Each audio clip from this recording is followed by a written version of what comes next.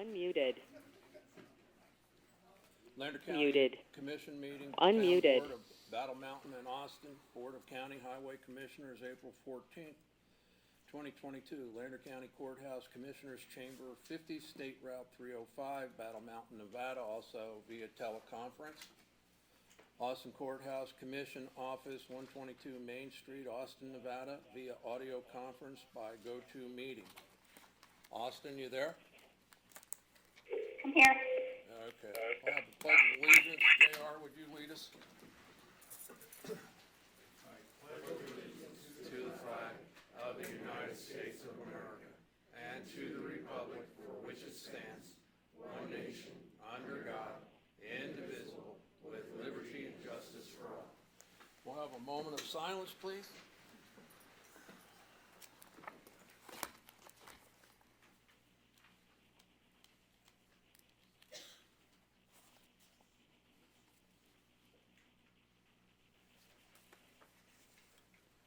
Lander County Commissioners may break for lunch from 12 to 1:15 p.m. Any agenda item may be taken out of order, may be combined for consideration by the public body, and items may be pulled or removed from the agenda at any time. Commissioners' reports on meetings, conferences, seminars attended. For some reason, that's in front of public comment. I think we should have public comment. No? Okay. Okay. We did have an airport advisory meeting at the airport. Checked our AWAS. It was on Monday, and the wind was 50 miles an hour out there. It was a little bit difficult getting to. Some of our folks had to stop a couple times with the dust, but everything went well with our updates. We're still looking at doing the advertising for the one member that we're missing. Thank you. Attended the LEDA meeting. It was pretty short and sweet, but Aaron Martinez was there, and so we're all trying to get on the same page as far as where the LEDA wants to move forward with projects. So he was helpful with that, and that's the only meeting I've attended. No, I have nothing to report. No report. No report. Okay. Staff reports on meetings, conferences, and seminars attended. Good morning, Commission. So we did do some interviews for our building official, and we hired a building official yesterday, and that will be Mr. Colt Nelson. He'll be starting on the 2nd. We also had a transfer from another office directly into my office, Miss Jessica Walker, and we're happy to have them both coming on board. Jessica's worked with us this last week and doing a great job. I also would like to really thank Carrie and Sabrina, wherever they are, right here, for all their hard work and dedication. They've really stepped up and just answered the call when we needed them to, because we've been really short-handed. So I do have some more I'm sure that we will get to as we progress through this meeting. Public comment for non-agendized items only. Persons are invited to submit comments in writing and or attend and make comments on any non-agendized item on the board meeting, if any, and discussion of those comments at the discretion of the board. All public comment may be limited to 3 minutes per person, again at the discretion of the board. Reasonable restrictions may be placed on public comments based upon time, place, and manner, but public comment based upon viewpoint may not be restricted. Public comment? Come on up. Unmuted. Tell us your Unmuted. name. Hit the button first, Carter, for me, please. This one? Yeah. Very good, thank you. Okay. I'm Carter Burton. I'm sure you guys all know we've been here, born and raised here. I have a letter from Raymond Echeverry to read, and I also have one from my daughter. She tried to email it to me, and I couldn't get it to go through, so I'll just read it real quick. If I can get it to blow up, because I'm blind. So it says, Dear Lander County Commissioners, It is truly a shocking and surprising turn of events to find out that Anna Pinola was treated unjustly and is now resigned. It's shocking that someone qualified, hardworking, and as personable as Anna has had to turn in her resignation because of the unprofessional treatment that she has received. She is truly an asset to the community, and this is a sad loss. And perhaps those that are asking what we can bring to Lander County, maybe we should be asking ourselves that very question. If the concern is being unqualified for the position, then there needs to be a specific set of qualifications posted and checked, to which I am sure Anna has met. With employees leaving that are more than qualified for their positions, it seems that something is not quite right on being handled properly. Perhaps the community should be looking at as to what's truly taking place and demand answers that concerns facts and not opinions. And then this one is from Raymond Etchberry. Lander County Commissioners, it saddens me to hear that Anna Pinola will no longer be working for the Lander County as building inspector. Anna has been an employee for Lander County for 10 years as a Lander County building official. Anna continues to educate herself and acquired certifications for residential, commercial, mechanical, and septic system inspectors for the state of Nevada, and completed all requirements to become the Lander County building official. I have personally known Anna for close to 50 years. She has been a lifelong resident of Battle Mountain. She was educated here in Lander County. Her and her husband, Tony, have raised 2 children here, who also went to our local schools, and has volunteered countless hours to make Battle Mountain a better place for all of us to live and enjoy. I've had the opportunity to observe hundreds of employees who have worked for this county in the 73 years. Some worked all their lives to feed and house their families. Others have worked until they were able to move on to do better paying jobs and better security for their families. I have also seen county employees who I felt were in county positions only for their own benefit, political or otherwise. Rarely have I seen county employees as dedicated as Anna, and has been to do what we are totally dedicated to the people of Lander County. For them, it was not an 8 to 5 hour job. It was always, what can I do for you? And they meant it, and they were true to their word. If at that time they did not have the answer to your question or problem, we were told they would get back to us, and they always did, and what most cases was within 24 hours. I have always felt that Anna was one of those dedicated employees at Lander County. We have been very fortunate to have her working for us. What more can we ask of our employees? Why, after 10 years of dedication and service, all of a sudden she becomes a liability and is no longer qualified to serve Lander County? What did she do or did not do to have brought on such consequences to end a person's career? One who is dedicated and respected. This should not be happening. I feel like Battle Mountain will be worse off with the loss of Anna as our county building official. Sincerely, Raymond Etchberry. And I would just like to say I agree with both these letters. I've been here my whole life. I've seen the same thing. I think it's a sad day that we lost such a good employee. Thank you. Thank you. Anyone else? I would like to say something. Come on up. Oh, sorry. Hold on a second. Come on up there. Well, I'd like to thank the county for helping me get my home inspected and get in right away. I had a pretty tough winter and had a pretty tough go of everything, and I really appreciate that they got my home inspected and got me in there and got me a home. You know, I've been living in a camp trailer unskirted in this cold weather. I'm all crippled up. Some days I can't walk or move hardly and whatnot. And so I do appreciate the county, you know, getting that done for me and getting me into my home. Thank you. Thank you. Eddie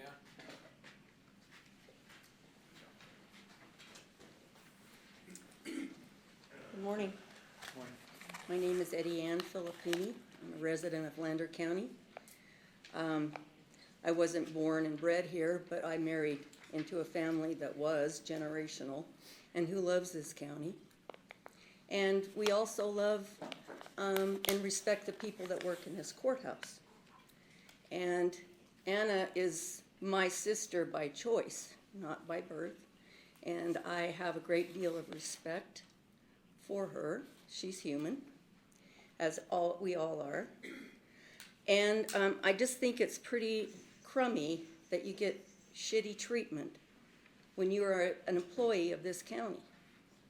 And this county has educated her, schooling, and whatever. And everybody in this room that works for Lander County you need not to be treated shabbily, period. Because there's no benefit to work for this county if you're gonna be treated like crap. It should be a respectful work environment, period. And if there's a reason to be called on the carpet, then you better have some really good reasons to back it up. But bad behavior is bad behavior, doesn't matter who it comes from. I am in support of my sister, Anna Panola, with all my heart. So I would like to address some of our public comment today, because at first I'd like everybody to know that I was surprised by Anna's resignation as well. Anna is not only family, she's married to my first cousin who also works for the county as well. So it's multifaceted. The bottom line here is that this is a resignation, and that's choice. When we have choice, we have choice. There was no reprimands. There's been nothing given but support, and it's easy to pick a side when you only have one side to hear. This commission has supported the building department, is even going as far as adding another position to it to help lighten the load on the building official. If there is anybody here that has personal experience with my office or myself mistreating you, I would ask you to come up here and let my 5 bosses know, because all I've ever tried to do is what is right. We have not changed one thing with our building department. Not one thing have we changed other than staff reports. That would be the change that we've made. Staff reports that go to our planning commissions and people like that should have some sort of direction coming from the county and some sort of guidance moving forward, so they aren't walking into things blindly. Other than that, the only thing that we have done is uphold the policies of the county. And that's a tough spot to be sometimes. The problem with that is we have this thought coming from our community that what's good for me isn't good for thee. And that's not fair for our community. There's many people that say, oh, so-and-so can do that without a building permit, but then you come and you pick on me. Well, that's not fair for the community. It's all we've ever done. Like I said, we haven't changed anything in the building department, but what we have changed is we're upholding our current policy. We're saying, hey, we need some good plan sets to make sure that we're doing things safely and effectively before we just go put it out there and say, yeah, we're gonna stamp that and move forward. And I'm not saying that everything was getting stamped, just move forward. I'm saying we have a lot of bigger projects coming forward that we have not seen in our building department in the past. Some of these projects, as we've all seen with the Maverick turn-ins and everything else, that we have some say in, but not a lot, as we've seen out here with the new, Golden Gate. There are some other things that are bigger projects that are much deeper than just a one-person job. And Anna was doing a good job at that. She was taking care of a lot of things. But it's not a one-person job. It wasn't a one-person job when Joe Lindsay was in there. He had Anna with him. So I can see where it gets overwhelming and why some of the things were happening. But when we brought on the engineer, we brought him on, we're paying him to help us out, review plans, make sure that we're doing it right. We paid Wood Rogers another $25,000. This commission has approved all this to bring them on so we can get some zoning and some recommendations that, hey, these are some good ideas. And as what I encourage everybody here in this room to do today is to stick around and hear the update from AM Engineering and some of the things that we're doing in this county to try to move this forward. This isn't picking on anybody. Like I said, I respect Anna. I respected the job she was doing. This commission did as well. They have done nothing but step forward and try to add resources and better that building department. By holding people accountable, and I'm not saying, I'm saying the commission's holding me accountable, and I'm relaying that down the line. Our engineer, I'm holding him accountable. All of these things come with some tough conversations, and as what I've found out about truth is that people consider it heavy-handed. They consider it sometimes over the top, but the bottom line is if you start sugarcoating it too much, you lose truth. So sometimes truth is direct. Sometimes it's a little bit painful for all of us, but we're all trying to move forward in one direction. These doors are open all the time. My door to my office is open all the time, and if there's anybody here that has personal experience that can say, man, you treated me like hell, you aren't doing what's in the best interest of the county, I ask you to step up here and speak to it, because we've done nothing but bust our tails. And we're going to continue busting our tails, and we're going to continue adding to the building department and trying to better this community. We want what's good for one person to be good for everybody, and we don't care what your last name is. So that's what I have to say to the public comment, and I appreciate you guys coming here and supporting Anna. She needs it, as do I, and as does a lot of the staff that's in this county. All of us need support. We wanna do things right. We aren't trying to do anything anywhere else but right. And if we get it wrong, I'll own it and I'll apologize for it right now, but I'd have to hear it first, because I don't know that there's anybody that could come and sit down here and say that we haven't sat down, and when we have sat down, we haven't came to some sort of an agreement and been respectful in the process of doing so. Come on up, Joe.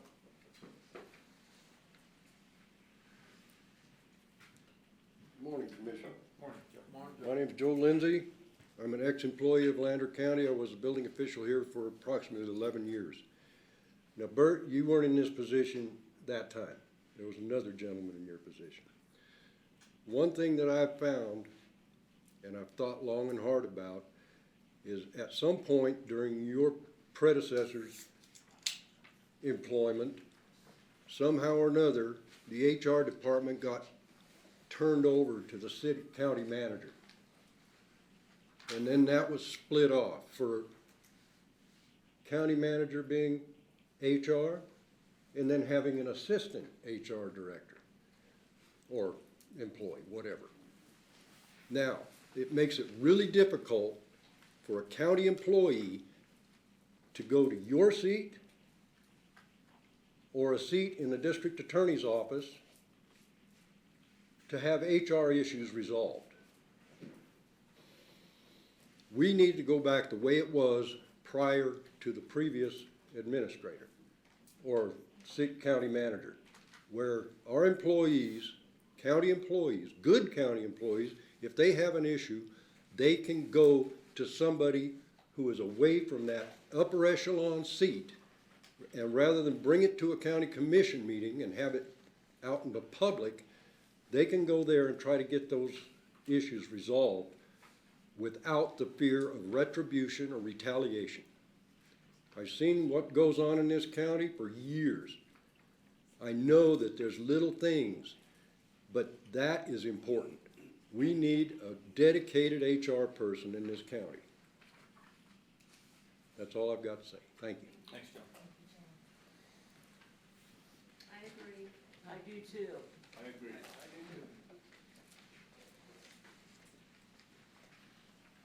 My name is Shirley Shepherd, and after what Joe said, I have a question for all of you.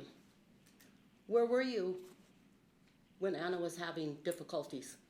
Did she go? Did any of you step up and call Anna? Right now. Whoa, hold on. Oh, I'm gonna answer that easily for you. We are not allowed, and you can ask the insurance company that dictates this, we are absolutely not allowed to get involved in day-to-day operations. The first thing our insurance company will tell us is if there's a problem, and I'm the one that has gotten in trouble for it, so I can absolutely tell you that they are to go start with their HR department, and that's where they have to start, because I've gotten in trouble myself for doing that. As a county commissioner, we are not allowed to get in the middle of employee disputes, or it has to follow the chain of command. So you're telling me that if you have a dedicated county official, like Anna was, that she cannot pick up the phone and tell you what her problem is? She can tell us, but as far as then going to him or HR and saying there's a problem, trust me, trouble. First 3 years of my being a county commissioner, Shirley, first 3 years, I've gotten countless in trouble for doing that. And they say it's a day-to-day operation, and you are not allowed. I've had the attorney from Pullback specifically say you are to stay out of day-to-day operations. Anything that has to do with an employee has to go to them and has to be done by an entire board. Trust me. So what was it like when we didn't have a county manager? Did those commissioners? When you don't have a county commissioner and you don't have a county manager and your board is running it, it's ran entirely different. It Okay, is. But okay. when you have a supervisor put in there, the insurance and it comes down from the insurance company from Poolpack, you are absolutely not allowed to get in the middle of that. There's in our policy and procedures manual, there is a chain of command that they're supposed to follow, and the first thing the insurance company will ask you, Did that person follow the chain of command? And when you say no, that they're coming to me because they're afraid of retribution, they'll say, stay out of it. And they are to, it has, and tell them they have to go through their chain of command. And that, our hands are tied. And I'm Okay, sorry. so that needs to be fixed. So maybe we need to go back to, well, I mean, at one time, it was just 3 commissioners and a county manager, and then it was supposed to be, well, we're gonna go back to 5 commissioners and no county manager. What happened to that? Now we have 5 commissioners and a county manager. You will never get, find it very hard to find commissioners that are able to get to, that don't already have jobs, that can dedicate their entire life to do that, to help do that job. And Shirley, let me add this. The one thing that will happen if an employee contacts a commissioner, if they have to come before the commission, that commissioner has to recuse themselves. So that's not a very smart thing to do, to go to a commissioner and have them recuse themselves. That's the law. So That's this we is have to this is follow. what our problem is. Our problem is we vote for you guys. And we think you're up there to handle these problems, and that isn't true. And you pay The for- person that we don't vote for, we can't do anything about. And your insurance company that which protects your county from being sued as a whole is the one who, and it dictates how that's going to work. Thank you. So to answer some of what your question is, Shirley, everybody has the right to appeal to this commission. So this is a resignation, this is not a termination, we have to make sure that we're clear on that. But if I was to terminate somebody, they came to me, they didn't appreciate what I had to say about what was going on, and they felt I retaliated on them and I terminated them. They have the right to appeal to this board, and this board has the right to look at me and say, no, tough. That employee is going right back into the same seat that they were in, have a good day. So they have the right to appeal to this board, but they cannot, or they shouldn't, appeal to them individually outside of it based on anything else. You know, that's the process. Well, I mean, that's after it's all done. I just don't understand how Anna's position got this far where she had to resign. It got so bad, she felt she had to resign. It should have never went that far. It should have been fixed somewhere along the line. Did you ever walk in, pick up the phone, call Anna and say, Anna, come into my office, we're gonna fix this? Well, I didn't know it was that big of a problem. Matter of fact, the last time that she left my office, I got thanked for adding more personnel to her department, and Mr. Martinez, engineer, was sitting through that. Bert, I don't think you're that blind So- to know there wasn't an issue. No, I knew that there were It some didn't struggles. happen I knew that there were some struggles with us saying, hey, these are some changes that have to be made. We have to uphold the same county policy for everybody. We can't hand 2 different building permits out. We're handing one out. We can't, and like I said, it's not to Anna's fault. I'm not taking shots at Anna here. She was overwhelmed with a lot more than what we've seen in the past. It's not. But even with the overwhelmed, then people have to wait longer. In our building permits, it says you gotta wait for a plan review 30 to 45 days. It could be up to 6 months for a commercial business. People were not used to seeing that when we say, hey, no, we gotta make sure we're doing a proper plan review here. We aren't just gonna agree to this because we know that you're a great contractor. We appreciate great contractors. We wanna make it easy for them as well. But we have to do what's right here for everybody. And people doing it because I'm overwhelmed and I just have to get this one out and I will go and I will inspect it later. That's a fault of all of ours. The commission, myself, the building department, everybody has a fault in that. There's not one individual that can bear the weight of all that or should be taking the weight of all that. Then why didn't you bring somebody in to help her before? If you were seeing she was being overwhelmed, I just don't understand it. Instead of having, I have a question. Does anyone right here in this little group know more than Anna Panola about building inspecting? I would hope not. If she's been in there for Okay. 10 years, I would hope not. Okay, then she's with an asset. To answer your question is why we didn't do it sooner, I've been in here for a year and a half. I've been through 1.5 budget settings is what it would truly officially be for setting the budget. The first real budget setting that I've had or a chance to get my mind wrapped around the building department is this last one. And that's when we budgeted for an additional employee in the building department. So we're adding people to that as fast as we can. No different than we brought the engineer on board and said, hey, you have resources right here, full time. No different than we paid Wood Rogers the $25,000. We want to be able to pick up the phone and call you anytime. These are all of the fallbacks that we have been trying to create to better that department, to help that department when I seen it struggling. Hey, I see the problem. I understand the problem. Here's what we can give you now until we can budget for another full-time employee. What else do you do, Shirley? Well, what else you do, I mean, I'm just appalled at the lack of what these 5 people can do, that, number That's, one. it is, trust me. I know of you, I know why you can't, you say you can't by law, whatever, but then I agree with Lindsay, we need to fix our HR department so that Anna and anybody else after this has somebody to go to and try and get something fixed before it gets this broken, because it's broke. And I have something to say that, that has nothing to do with him or her, actually.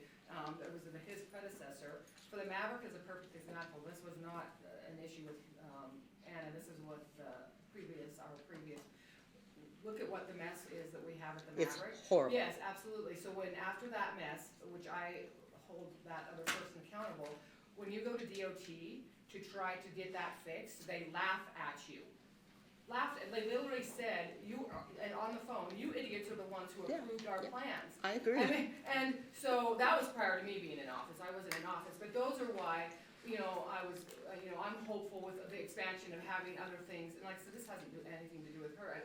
The other expansions in that office to try to get these things fixed so we stop making these same mistakes over. And it's like I said, that's not her burden. That's a burden of the county. And on the lack of knowledge of the people that were involved at that time. But I want to personally say, thank you, Anna, for her dedication and her hard work and how I appreciate her. I really do. And I want to make sure that that's said. And I'm saddened, I'm also saddened, but it's very frustrating when you can't get involved. Because I do appreciate her, and I'd love to do what I could do, but you can't. When you have your attorneys absolutely for the county saying, by doing that, I become a bully. Stay out of it. Stop being a rogue intern. That's what I literally called. So, and that means it for all of us, stay out of it. And that's the sad part that the people don't understand. It's not like it was however many years ago. The insurance company is the one who dictates how things are going to be ran and how to keep things in line. And I wish it was as easy as you say, because it would have made life a lot easier the last 3 years. Well, to help different areas. this is broken when the county hires somebody like Anna, and she goes through all this schooling, and she is a dedicated employee for 10 years, and then she's run out. And I use that because nobody wants to say that, but that's what I say. So I wish there was something you could do to fix it. If it's not, what a sad, sad thing for this county.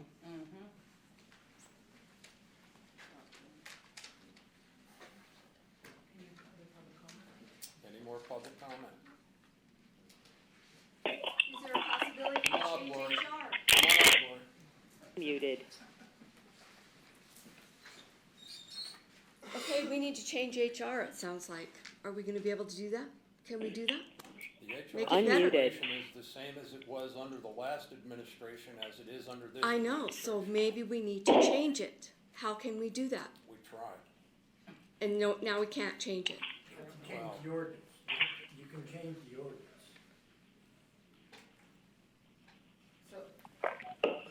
Okay, I don't know what that means. so, Lauren. all You right. can change the ordinance. The ordinance right now says the HR falls here. You can change the ordinance. Well, it sounds You like the asked the HR question. is not working, so what can we do to fix it? I just told you what you can do. It can be Change brought the back- ordinance. So, yes, and that happens, the ordinances get changed, so it gets brought back onto, put back on the agenda for an ordinance change, and that's how you start. Okay, all right, that's how we start, okay. Thank you guys. And thank you guys for all of your support for her, greatly appreciated. Anyone else with public comment? Consent agenda. Oh. Muted. Dusty Schiff, I'm Unmuted. actually from Elko, Nevada, I'm with Braemar Construction, and I'm late to the meeting, so I don't know what all was said before me, so apologize for that, but when I found out there was some discussion this morning regarding Anna, I wanted to come over here because we've been, over the last few years, been doing quite a bit of work here in the Battle Mountain area. and find it very refreshing to deal with all the staff, honestly. Anna in particular has been great to work with. You know, it's nice when you walk into a department and they're like, how can I help you? How can I, you know, what can we do for you? As public employees, you know, that's your job, is to try to work with us as we're trying to get projects done, whatever that looks like, help us through the, you know, stay on course of code and whatever, and Anna's been phenomenal. So to see her gone is a great loss for this community.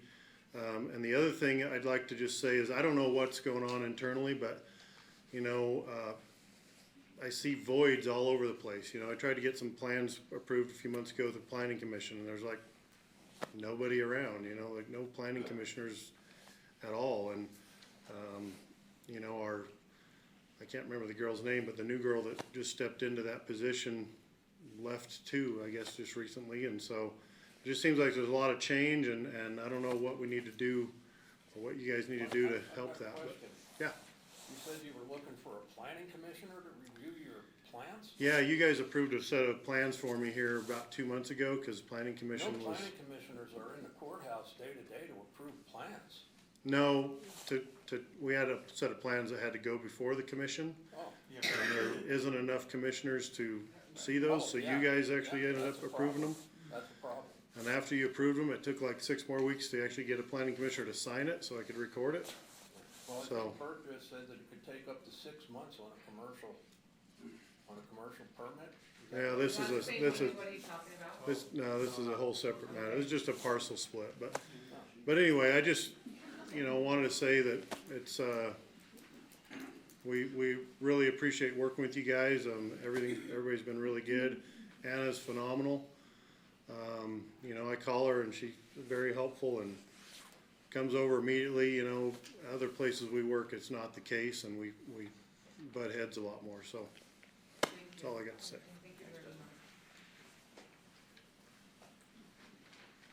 Come on up, young man. Hi, I'm Buddy with Sonoma Construction. Worked in Battle Mountain plenty of times from Winnemucca. We work in 5 different counties. Trust me, this county is one of the best to work for. Anna is the most knowledgeable, level-headed inspector I've dealt with. Joe, miss you too.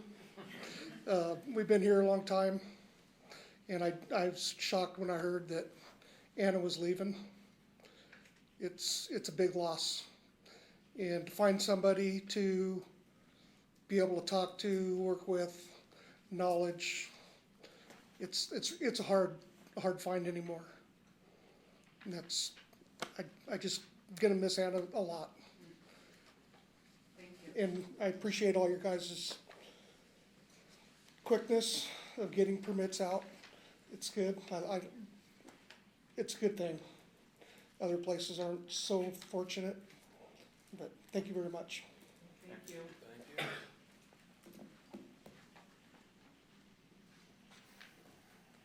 Come on up, Kathy.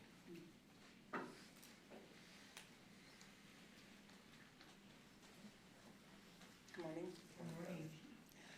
I just wanted to speak on behalf of this whole situation from my perspective. Had an interesting talk with the DA about 2 months ago, and we talked about how valuable employees are to any business, whether it's public or private. They're your greatest asset. Consequently, you need to take very good care of them. I look at Anna specifically, and I read in the paper the notice application for her job. Pretty overwhelming. She met all of those requirements and more. She legitimized that department. She was a good employee. She was educated, dedicated, and did everything accountable and responsible. You didn't take care of her. That's what bothers me. You have a new engineer who tells her that she's not qualified, that she's a liability to the county, but you don't explain any of that to her. How do we, Ted, from you, you told me how important it is that we try and foster growth in local people. I believe that. How are you going to replace her in 2 years? She's got 10 years of experience. She's probably more qualified than most of the building inspectors across northern Nevada. And we can't keep her. And you're not paying attention to her, Bert. I'm impressed with everything you're trying to do, but part of your job also is to protect the assets of this county. And she is an important asset of this county, as is any other, and has the right to be involved in changes in her department and to be treated with some regard and some respect for all of the time and effort and abilities that she has brought to that department. I know you're busy, I know times are changing, but that's no excuse. That's no excuse to set the people aside. You're gonna have a hard time replacing her in 2 years. $60,000 to $80,000 to bring someone in that's gonna have to get all of these certifications, get all of the training. Who's gonna do the training? You have a civil engineer, not a building engineer. I just don't understand how you could overlook these things. And so the perception is that you're building a little empire and that you're going to get rid. This is a perception. But sometimes perceptions are more brutal than the truth. So I think you need to address those.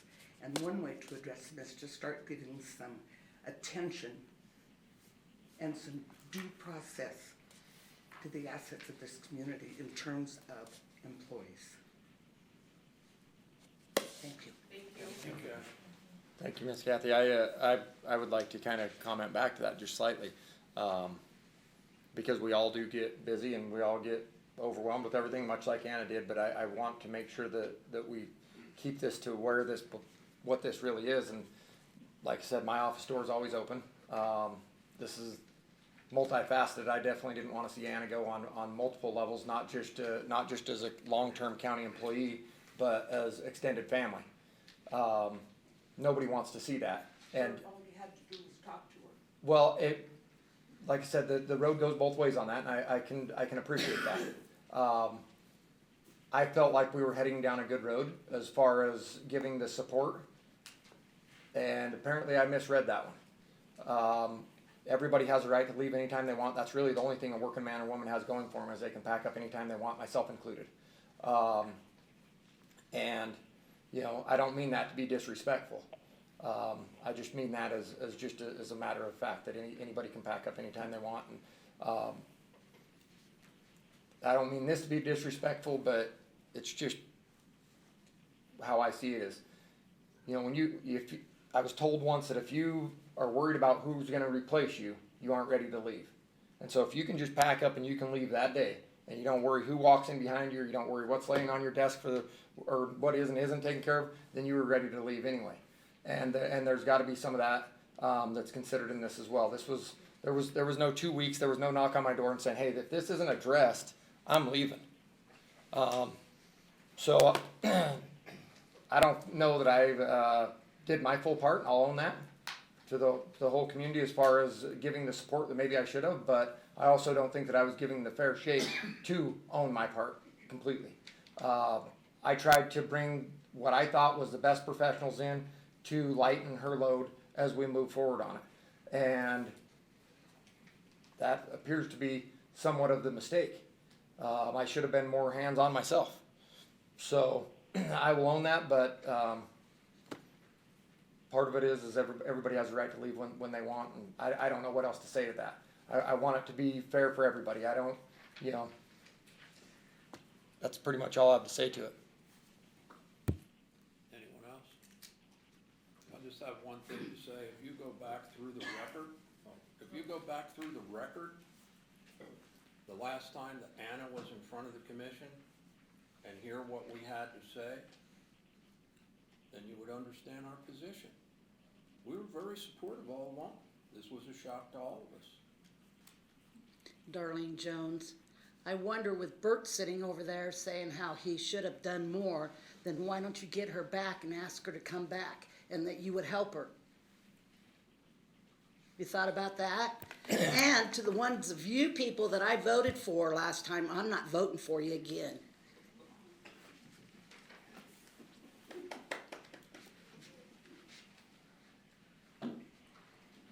Anyone else? For the sake of time, and we do have something that has to get published. Right. So can we jump to, I'm not sure what item that is, but We'll need to go right to number, the, yeah, we're just gonna have to jump to it. yeah, cause the clerk's office has to get that published before 10, so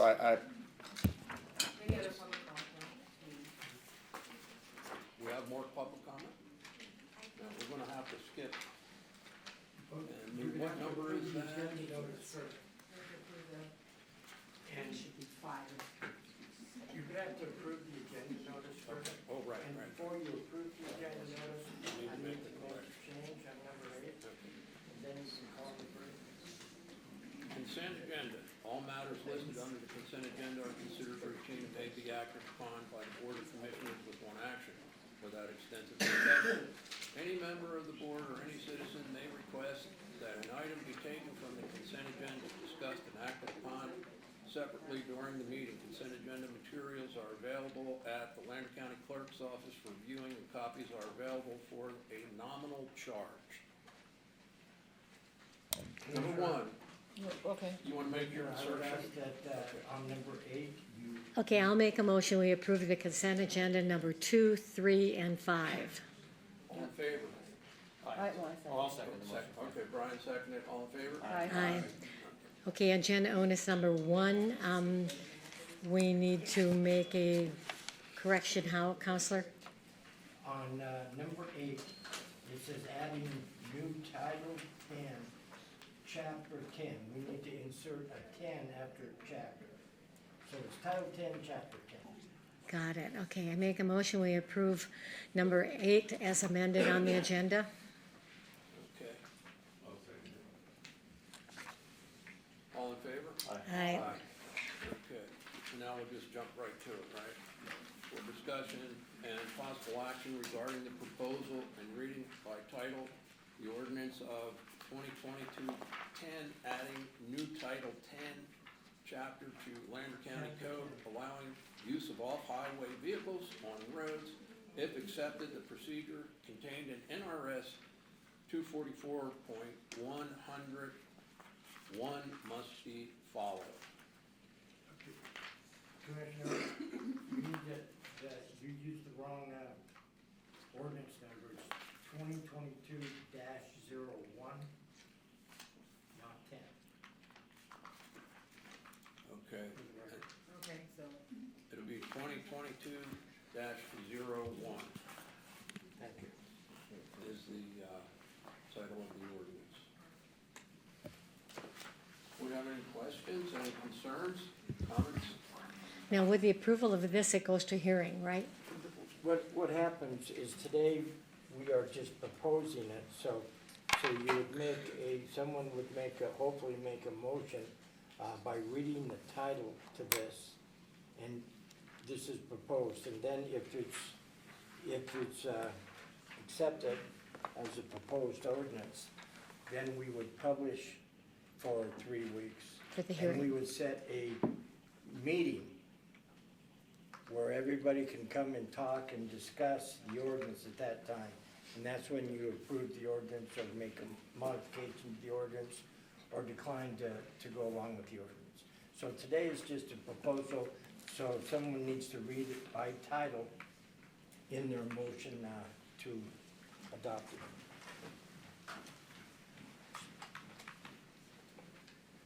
So, we need to read the title into it. Yeah, whoever's making the motion. Pardon? Whoever's making the motion. Okay. Who's gonna make the motion? Does that entire ordinance need to be read in? Just the title. Just the title. So make sure I do this right. I'll make the motion that an ordinance adding new title 10, chapter 10, right? Yes. Okay, to the Lander County Code allowing the use of the off-highway vehicles on county roads and all other matters properly related thereto. I'll second the motion. Alright. Okay, Kathy made the motion, Brian seconded. Any public comment? All in favor? Aye. Aye. Okay, that passes.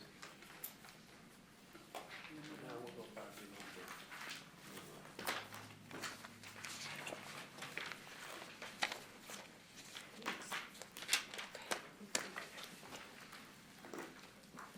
Okay.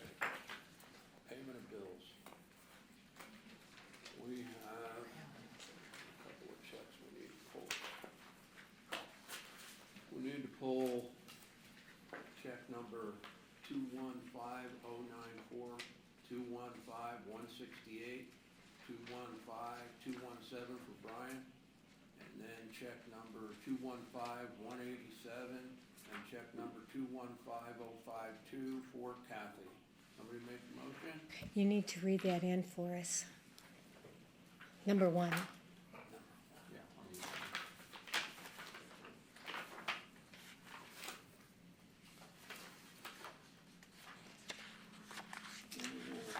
Okay, number 1, for possible action, approve, disapprove payment of bills. I'll make a motion that we approve the remainder of those. Second? Brian made the motion. Kathy seconded. All in favor?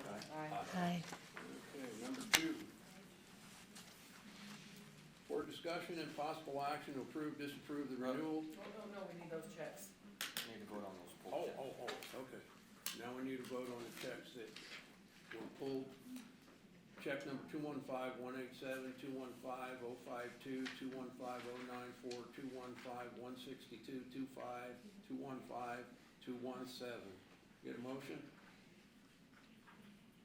So it'll have to be one of you three, because those both include me and Kathy. I'll make the motion that we accept the amended. Okay, I'll second it. All in favor? Aye. Okay. Abstain from the checks that they're made to my employer. Right. And mine, to my employer. For discussion, possible action, approve, disapprove the renewal of the interstate interlocal contract between Lander County and the state of Nevada, acting by and through its Department of Human and Health and Human Services, Division of Healthcare, Financing and Policy, and Division of Welfare, and supportive services of medical assistance provided in Nevada under the authority of Title 19 of the Social Security Act. So you guys had asked that we look into having NACO removed from the mediator section of the contract. So I'll just read the response that we got back. It says, we would not be able to change the language in the contract as all contracts for the county match program must be uniform with the exception of the dollar amount. Additionally, NACO being the mediator for all counties who participate in the program ensures consistency regarding any disputes. Having more than one mediator at this time could jeopardize the funding for all counties, and given that all counties have to reach a consensus on uniform language, any requested consideration for change could delay the process of getting the contract signed and approved, and they must be submitted to the State Board of Examiners by June at the latest. And so the program cannot move forward until all contracts are signed and approved. So that was the response that they. We have our answer. Okay, need a motion? I will make a motion that we approve the renewal of the interstate interlocal contract between Lander County and the state of Nevada, acting by and through its Department of Health and Human Services, Division of Healthcare Financing and Policy, and Division of Welfare and Supportive Services for medical assistance provided in Nevada under the authority of the Title 19 of the Social Security Act. I ask for one change, that we correct our public entity number 3 to our correct address of the administration office. I'll second. Patsy made the motion, Kathy seconded. All in favor? Aye. Aye. Passed unanimously. Number 3, update from Lander County Engineer of Record, Aaron Martinez. How you doing, buddy? Very good. Good morning, Commissioners. Morning, Aaron.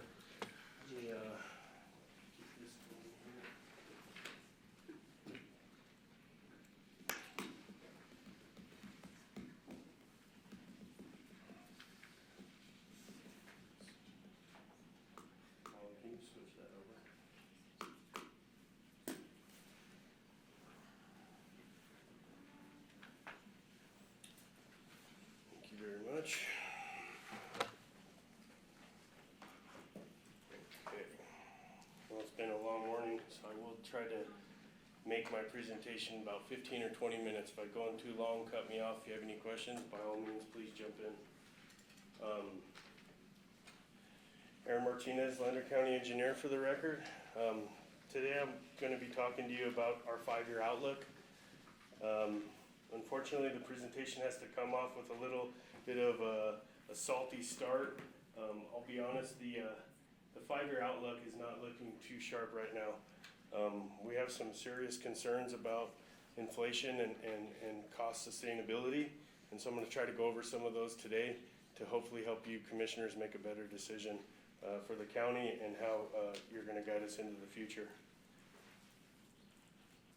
So right now, we're seeing an 8.5% accelerated inflation rate across the United States right now as of March of 2022. It's the highest inflation rate since December of 1981. Most major banks right now are expecting a 1 to 2% year-end over year-end continued increase in inflation. So by the end of this current 46th president, we may see an upwards of a 12% inflation rate. Energy costs across the United States have increased by 32%.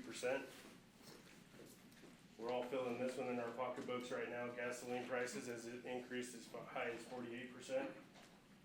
Food prices right now in the United States are as high as 8.8%. And our oil-based, like asphaltic, concrete, asphalt products, we're seeing a 25 to 50% increase across the last 2 years spectrum. Residential construction, we've seen some really interesting numbers. Across the board, we've seen a 25 to 57% increase in cost per square foot of residential construction. In 2020, roughly, the number thrown around is about $125 a square foot to build a house. We've seen numbers as high as $210 a square foot for basic stick-built structures. And we actually seen one of the deputies here in Battle Mountain, he showed us a quote for a garage addition. It was $260 a square foot.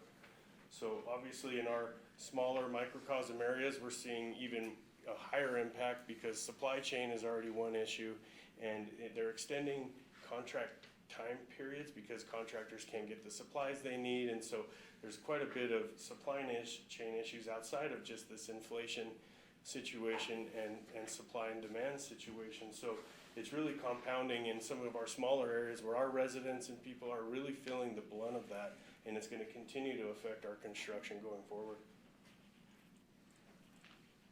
Commercial construction, we've seen a 40 to 67% increase. Again, a number that was thrown around is about $250 a square foot. You used to be able to build a pretty decent commercial facility. We've seen prices as high as $350 a square foot, and these are steel structures.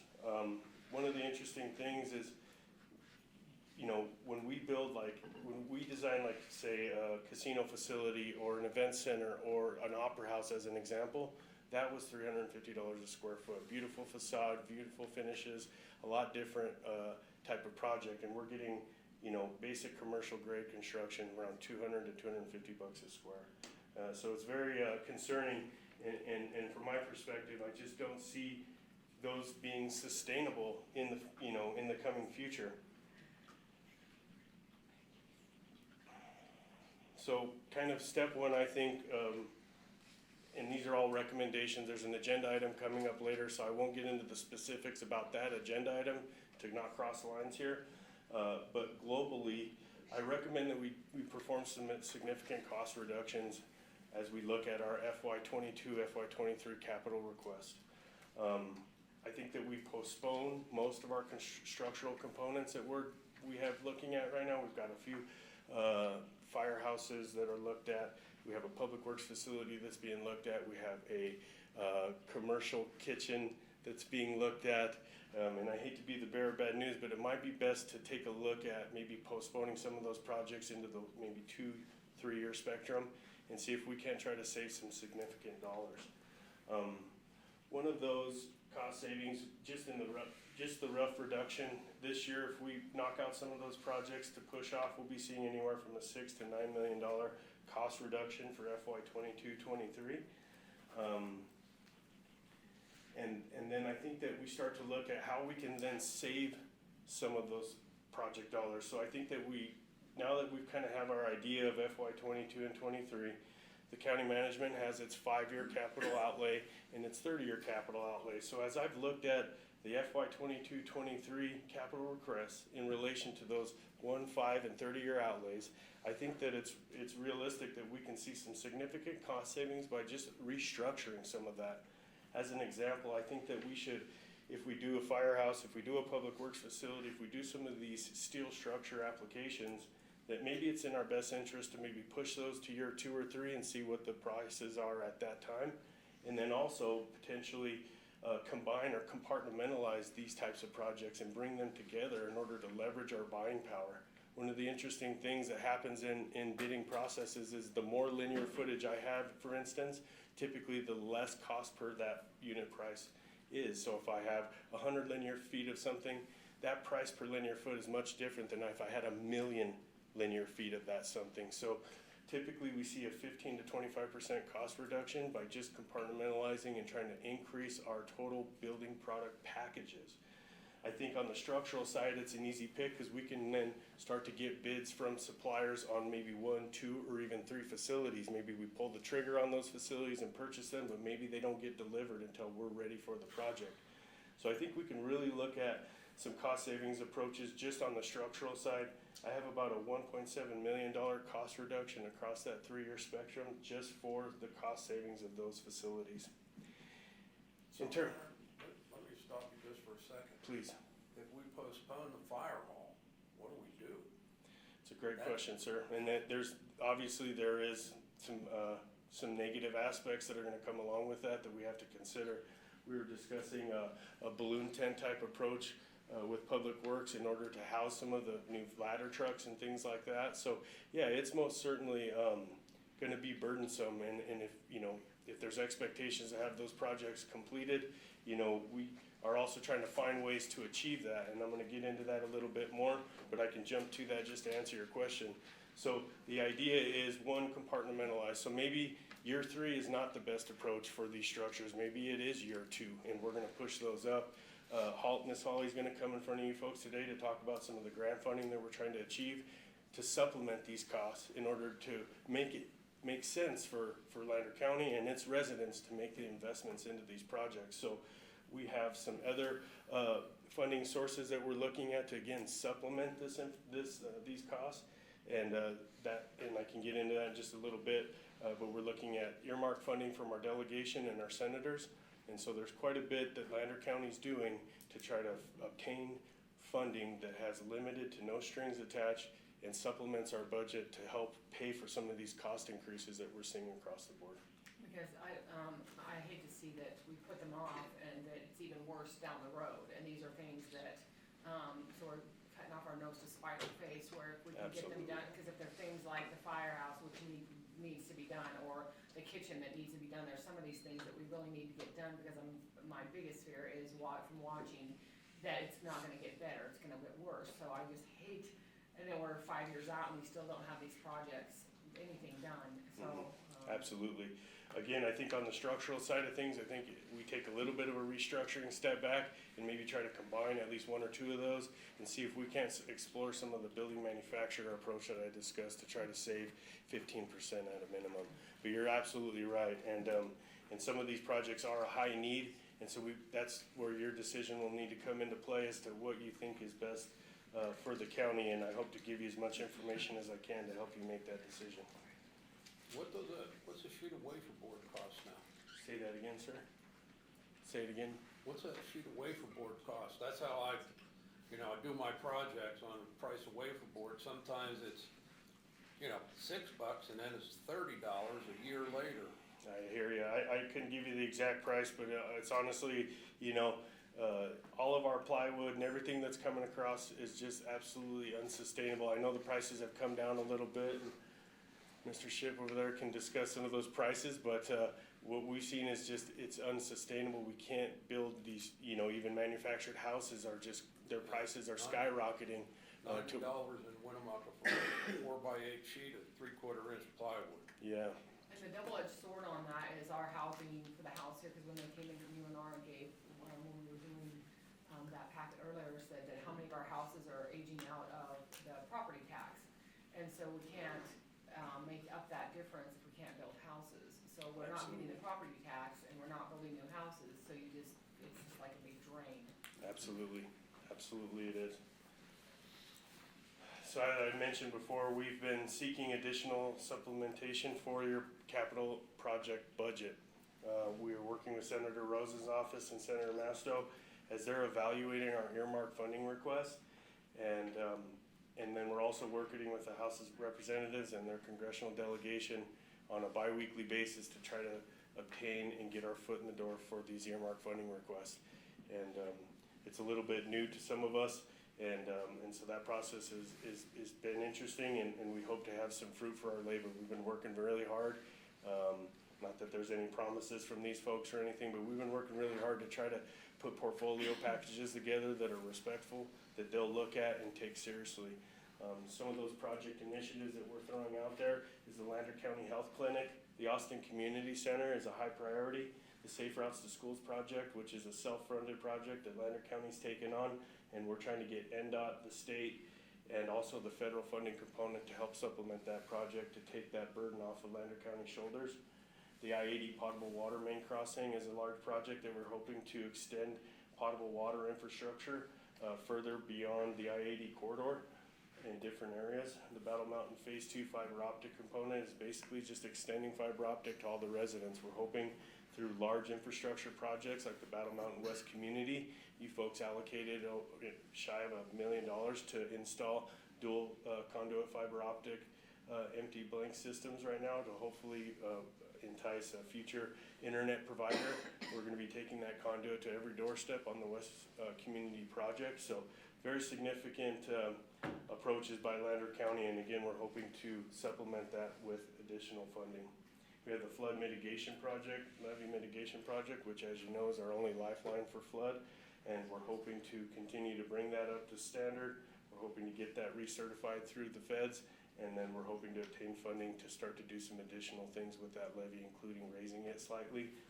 And then ultimately, we will be looking at this 20-year study that started 2 years ago. And when that 20-year study of the gauge stations is created, we're hoping to then adjust the map in Lander County to further take residents out of the floodplain. There's a massive misrepresentation there that's been incorporated by the federal government, and a lot of the residents are paying federal flood insurance when they're not actually in the floodway. So that's a really interesting thing that we look to tackle. We have the rail park component, which is a large undertaking.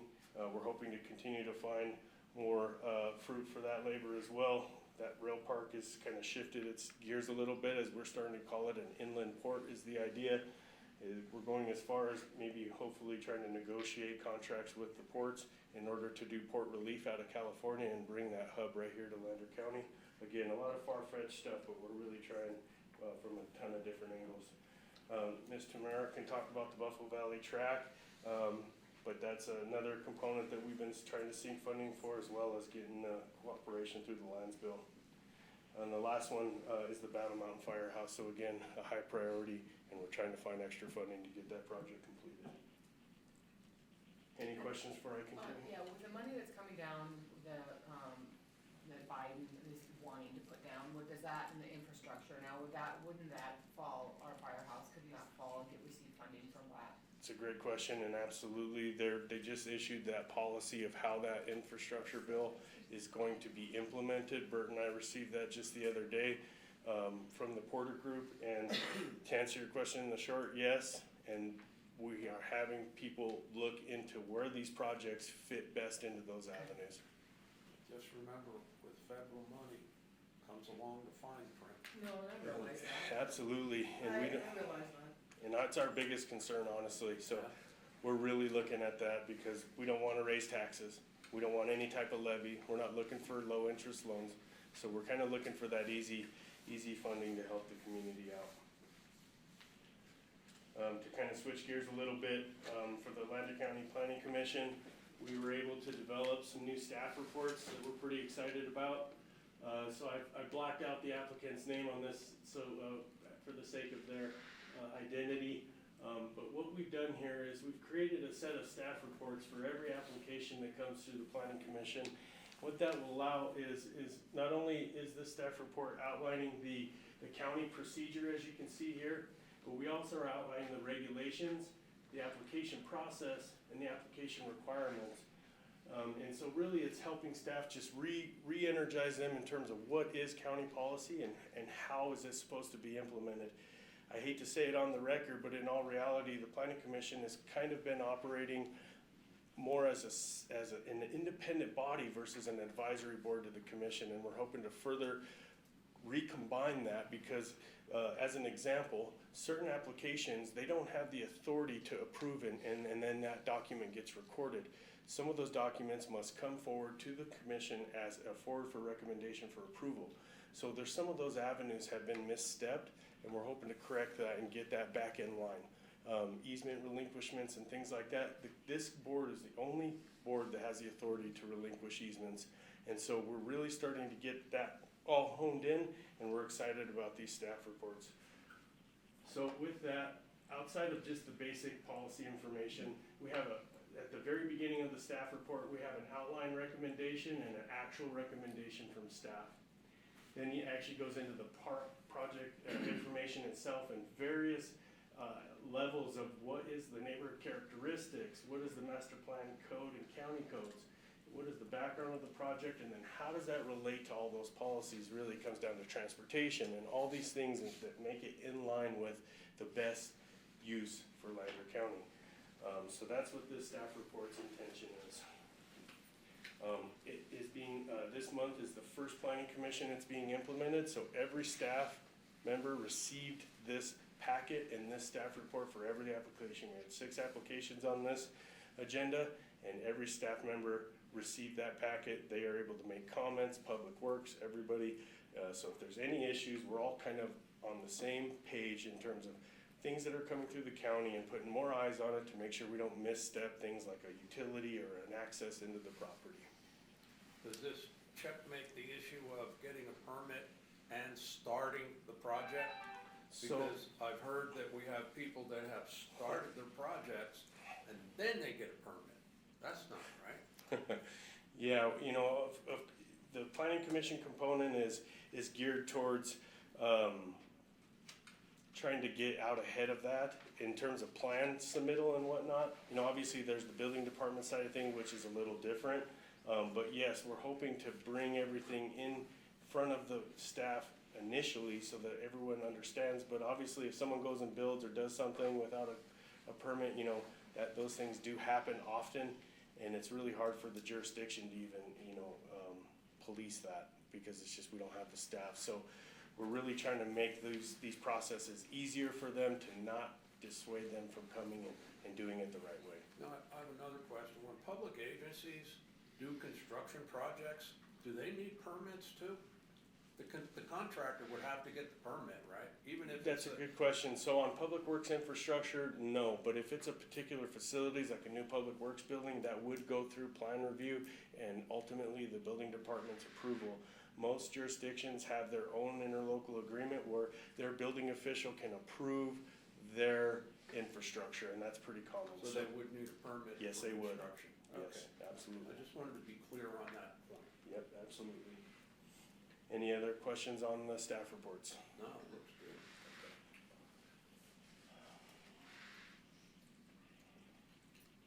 So for LEDA, we're really excited about LEDA. Anytime we're talking about economic growth, it really gets us excited. Commissioner has been very nice to come and join us every meeting, and we're really trying to spitball ideas. One of the exciting ones that I'll talk about today is the 1 to 5 year work program. So currently LEDA has a set of goals that are outlined through the NNRDA. Those goals are good goals, but they're kind of vague and they're kind of these long-term, short-range goals. So what we're hoping to do is to really target 1 year goals. What can we do feasibly in 1 year that can create economic growth in Lander County? So that's the 1 year work program. And then a 5 year is really, you know, a little bit of a broader goal that might be more of a far-fetched goal, aim high type approach that we're working on with LEDA. So that board is currently developing those goals and that strategy, and we're gonna be bringing that to you for, again, as an advisory board, coming to you for recommendations, comments, and try to get us all on the same train in terms of what is our vision for the county. Any questions on LEDA? So, yeah, I've got a question. Even on your engineered buildings, your kits, Uh-huh. they're hard to get to? So kits like, what type of kit, like a steel building, or are you talking like the VersaTube sets? Pole barn, yeah. Gotcha. Tough to get, huh? I mean, some manufacturers are cranking these things out. Like the VersaTube folks, I haven't heard anything on them getting any sort of supply chain shortage, but I'm sure they're feeling the woes. In terms of steel manufacturing and the larger building sets, it is taking longer, most certainly. And as you know, concrete is starting to become the hot button item, so we'll see where that goes too. Okay? That's a little scary. Very. Okay, the last item I'd like to talk to you folks is just kind of spitball with you a little about the future opportunities that I see. You know, Lander County has an amazing opportunity, and that opportunity is through their current budgetary abilities. And so, as I've been kind of brought on to assist the county management in further trying to understand where we can make effective change to our approach to make really dollars and cents for Lander County residents, is there a way for us to use a project to relieve a Lander County resident of something, or use a project to spur some industrial development for the community? And so that's really where our focus has been lately, is where can we create a cost benefit on these projects that is greater than one?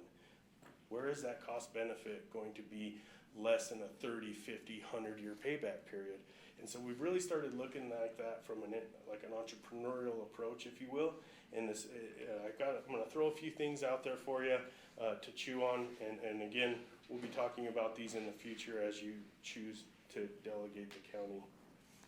So one of the future growth opportunities that I see is renewable energy. So right now, you know, we don't have a lot of low-lying fruits in Lander County. If we think about what can we do to generate some sort of revenue or assist our residents in some sort of way, the reality is there's not many. We've been really working hard on the rail in the industrial park and outlying in inland port, and really it's as simple as we need to find things to stick on that rail and have a flagship company, or we're gonna have an empty rail yard out there. So we're really working hard to try to figure out what that is, and maybe it's ore, maybe it's something else. But the rail park is a touchy item, and I think needs to take some serious looks. I know we've just, you folks have just embarked on Mike Sussman and his firm creating a regional plan. So I'm very excited to see what that yields and really what the rail can do for Lander County. The second component that I'd like to point out is, again, the renewable energy component. I think that is really one area that Lander County can do quite well, and I think that with our lands that have been coming over from the California Trails component, those areas and those sites is some vast lands, and I think that we could use them for solar, maybe wind up in the other parts of the county, but really creating a renewable energy source that ultimately has a goal of maybe producing subsidized electrical costs for Lander County residents, and even a crazier goal, what if we could give every Lander County resident free electrical? So those are the kind of crazy things that I'm thinking about, and I'd love to get your feedback on them. Obviously, geothermal and nuclear energy are also an option, and really what it comes down to is we're trying to come up with ideas that make sense for Lander County. A few other ones that we've discussed is finding the pinch points in these markets, like gas, dairy, beef, the basic stuff that our residents need to just succeed in life and have the basic fruits of being able to feed your family and those types of things. So we're trying to identify those pinch points in the market, and one of them is a feedlot, and maybe doing a co-op with our local ranchers, bring them together, try to cut out the middleman in terms of the butcher shop and the packing departments, and maybe Lander County takes on some of those initiatives, creates a lead feedlot, creates a packing plant, through a government type of standpoint, and maybe we can actually increase our ranchers' take home by eliminating the middleman in the pinch point of the meat market. So these are kind of some spitball ideas I wanted to throw at you. I know it's a vast presentation with covering a lot of different items, but that's what I had for you today. Thanks, Aaron. Very good, thank you.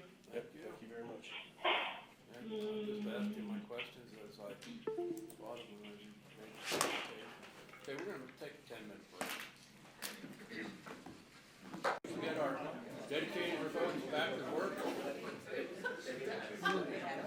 For discussion and possible action. This conference will now be recorded. From the Fallon Naval Air Station to use Unmuted. apron space, refueling, and hangar space for the dates of April 16th to the 22nd and April 30th through May 5th at the Battle Mountain Airport.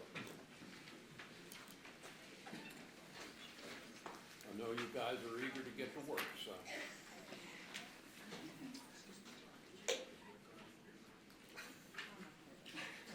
I saw that.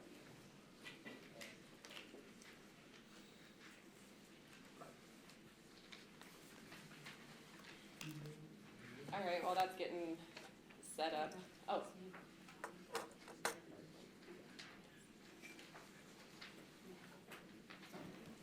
While you're getting ready, let me just address you on behalf of all of our commissioners that we appreciate your service so much. Veterans and military are extremely important in this county, along with all the rest of the folks. So thank you all, and thank you for coming, and safe travels. Absolutely, thank you guys very much. We greatly appreciate your time, your consideration, and you guys having us again, so always great to come up. Sorry. No, you're good. Thank you, commissioners. Once again, my name is Robin Schofield. I am the new NAS Fallon Community Liaison. So many of you have worked with Rob Rule in the past. I have taken his position. He moved onto bigger, better things. So at this time, I'm actually going to turn it right back over to Lieutenant Commander Klein and go through our request. Sure.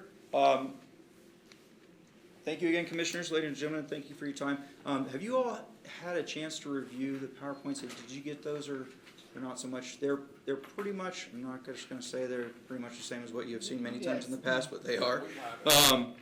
But kind of switching it up a little bit, I wanted to kind of introduce some of the new team members. You guys have met Lieutenant McMullen. Maddie's been here with me quite a few times, but we have other team members as well.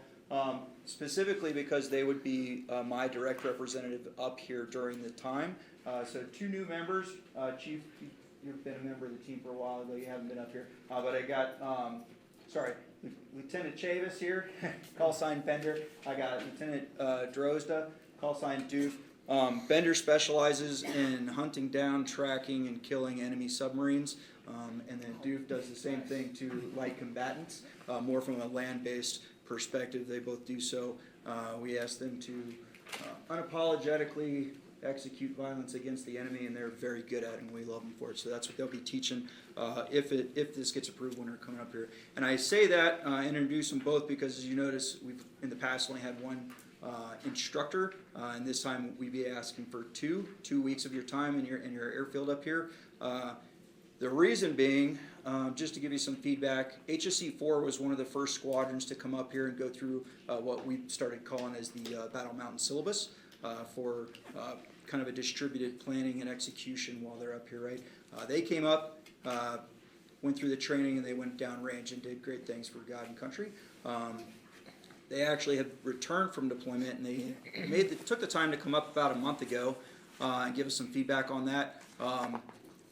They loved it. They did some things downrange that on more of a classified level we can't really talk about, but what they learned here from your area paid dividends downrange, and we'll leave it at that. And their recommendation to us was that we expand the program. So in the past we've only brought HSC units up, which would be me, Maddie, and Doof, and then now we're also looking to bring up HSM, which is more of the sub-killers, which is Bender's job. So with that, we have 2 weeks that we'd be requesting. So 2 separate ones. I know we can probably only put one up at a time, but 2 weeks, one starting actually this coming Sunday. The HSM folks would come up for a week on the 16th, and then they'll last through Thursday, Friday, leave, and then we'll give you guys a week to breathe, and then we come back up the following weekend with HSC to rinse and repeat from a different construct, a different group of individuals, but learning much of the same things. So with that, I'll turn it over to the commission or anyone else. Thank you for having us as guests, and we'll turn it over to you for any questions. I'm just glad that you're here doing this, so, for God and country, thank you very much. We greatly appreciate your I enjoy hospitality. taking the kids out there so they can see the aircraft, the kids enjoy it. Pretty cool. So, Yeah, I need a motion. I'll make a motion, that we approve, the request of the Fallon Naval Air Station to use airspace refueling hangar space for the dates of April 16th through, April 22nd and April 30th through May 5th at the Battle Mountain Airport. I'll second. Kathy made the motion, Brian seconded it, call for a vote, all in favor? Aye. Aye. Thank you, guys. Passes. Thank you again. Thank you. Thank you so much for your Go time work. and your spaces. Thank you.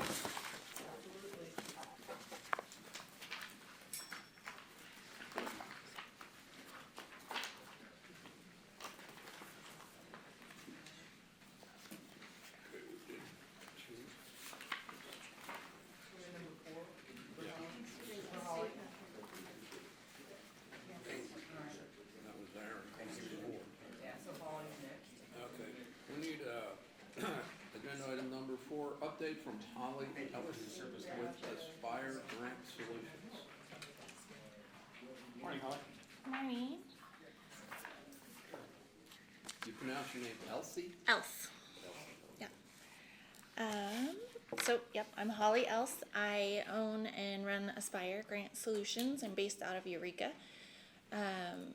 I have been grant writing for over a decade now, starting in Story County as their full-time grant manager. Then I did grants for the Elko County School District, and then since I've been freelancing for the last several years, I've been doing grants here in Lander County for the school district for 3 years, and just basically all over the state for various clients, including tribes, counties, school districts, and nonprofits. So I began grant writing for you guys a few months ago. I spent essentially the first month working with Lincoln, just getting all of the accounts and things established so we can apply for federal funds. There's a lot of proprietary software and things like that that they use. Every department has their own, and it's very time consuming to sort of get those established. But since then, so far, we've put in applications for the fire department, the senior center. I'm currently working on a fuels mitigation project with BLM, so that application will go in this month for $75,000. The senior center application was for 2 vehicles and some staff time, so I think that was about $86,000 plus a match to be over $100,000 project. And then the fire department application was for turnouts for valued at about $11,000. For that department. So other projects that are on the radar, similar to what was mentioned by the engineer, the Austin Community Center is a very fundable project, the clinic. I've been working with the fire chief on some other projects. Some things have to go through the LEPC, so we submitted an application for their fuel, a foam trailer through that. And then this afternoon we'll be meeting on one of the new infrastructure bill projects that you had mentioned. It's called the Multimodal Project Discretionary Grant Program. It is a huge, huge grant project for the award ceiling. Basically what you can ask for is up to $300 million. So you can get quite a lot under that project. Things that you could fund in there, I mean, almost everything that was mentioned previously, but I think we have some good potential for the rail project, interstate, they call them safety projects, to get trucks off the interstate safely and parked, which I think you have a lot of opportunity to do things in that regard. The Safe Routes to School project, you can do a lot of things in there. I think the trick in grant funding for you guys is a lot of grant projects are income-based, and you guys will not qualify for almost any of that due to your ending fund balance. So we have a bit of a challenge in finding grant projects that are not income-based. That's not to say that they don't exist, they're just not as common as projects that are income-based. So we are looking for things that we can take advantage that are not income-based and that, as you mentioned, don't have a ton of strings attached. So all grant projects have strings attached, every single one. So we just need to find ones that you guys can live with and that aren't overly burdensome or have hidden costs. So, do you have any questions so far? I do. Out of all the grant writing you're doing, how successful have you been with getting the funding for the grants that you've put in? So, in terms of grant writing across the board, I would say typically a grant firm would tell you that 70% is pretty great. Yeah, I would. I have historically had a bit higher of a success rate, but I would tell you that is because I very much value my time and my clients' time, and so I won't encourage you to apply for a grant that I don't think you can get. And I think a lot of grant companies will, like they want to just put in applications so they look very busy, but I try not to do that. So I do really encourage going after grants that I think we could actually get funding for. So that does keep my award percentage closer to the 80s and 90s. So, but that being said, I respect that, so very good. the multimodal projects, things like that, I mean, that's a huge project that never existed before. I've never applied for it, so those things, I don't have a sense of like whether or not I'm gonna get them, whereas some grants that I've applied for before, like I know what they're looking for, I know what my success rate with that individual funder would be, so there is a bit of a difference when we're talking about new funding or new funders that I've not worked with before. Thank you. Mm-hmm. Thank you very much. Any more questions? I don't. I'll Thank get you. a hold of you through Bert. I'll have a question for you, but for later. Okay. We appreciate meeting you. Thank you Holly. very much. Number 5, for discussion and possible action to approve, disapprove the medical assistant job description.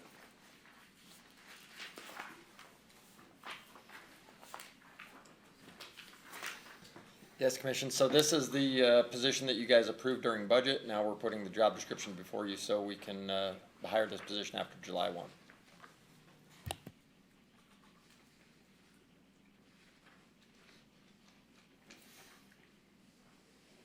Any questions on it? Any questions, discussion? Well, every doctor has an assistant anymore. So do we just, or just one? It's a job description, so it No, could no, be for. I can't remember under the budget, did we approve one or two? 2. You approved 2 positions. We will not hire the second until or if it is needed. Yeah, I was just wondering something. Need a motion? I'll make a motion that we approve the medical assistant job description. Brian made the motion, JR seconded. Anybody have any commentary? Call for a vote. Those in favor? Aye. Aye. Opposed? Passed unanimously. Okay, number 6. For discussion and possible action to rescind the lease agreement for surface right waters between Lander County and Mueller Land and Cattle Company. So I do apologize, Commission. In your backup, it is lacking the email correspondence between myself and I believe it's Mr. Sweet, Austin Sweet, who is speaking on behalf of Mueller Land and Cattle Co. My name is Austin Sweet and I represent Mueller Land and Cattle Co. I wrote to confirm that Mueller Land and Cattle Co. sold the Lickens Ranch to Endow, is no longer in possession of the land and has no need to continue the use of the county's water rights. Please do not hesitate to contact me if you have any further needs in this regard. So I will hand you guys this and we'll give this to the quarter as well, so. Okay, so I have a question, because it says we have, 60 days? So because they're asking to be out, and can we approve that earlier? You can approve to rescind the contract immediately. Now, what you need to understand is that it really doesn't matter, because the new contract, which is the next item, won't start until, August, was it? yes. So we got an 8-month lapse. So even if you didn't send us the text, which you did, the email, we could rescind it with 60 days notice. But since we had the email, I ask that you make a motion to rescind the current contract between Lander County and Mueller LLC at this time, based on the text. Okay, need a motion? I'll make a motion to rescind the lease agreement for surface water rights between Lander County and Mueller Land and Cattle Company LLC. I'll second. Okay, Brian made the motion, Kathy seconded. All in favor? Aye. Public comment. Okay, passes. Number 7. For discussion and possible action to approve, disapprove the lease agreement for surface water rights between Lander County and Nevada Division of Wildlife. You guys gonna tell us about it? They're sitting back there silently. We do have a hard drive we want to plug in so you guys can view a video of the Lickens Ranch and kind of what they have going on, so. Right, and you should watch this, but as background, this is the lease that we just rescinded with, Right. with Mueller Cattle. And now we're going to get into a lease, hopefully with the NREL. To turn this part of the Humboldt into the fishing mecca of the world. Yes. Sure.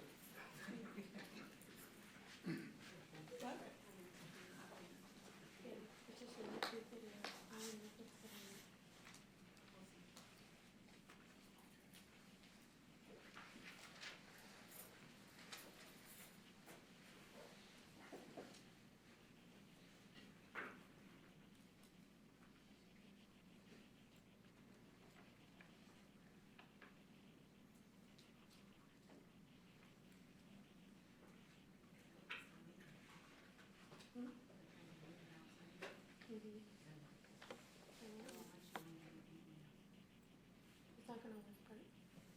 Well, that's not really good. Why won't it work?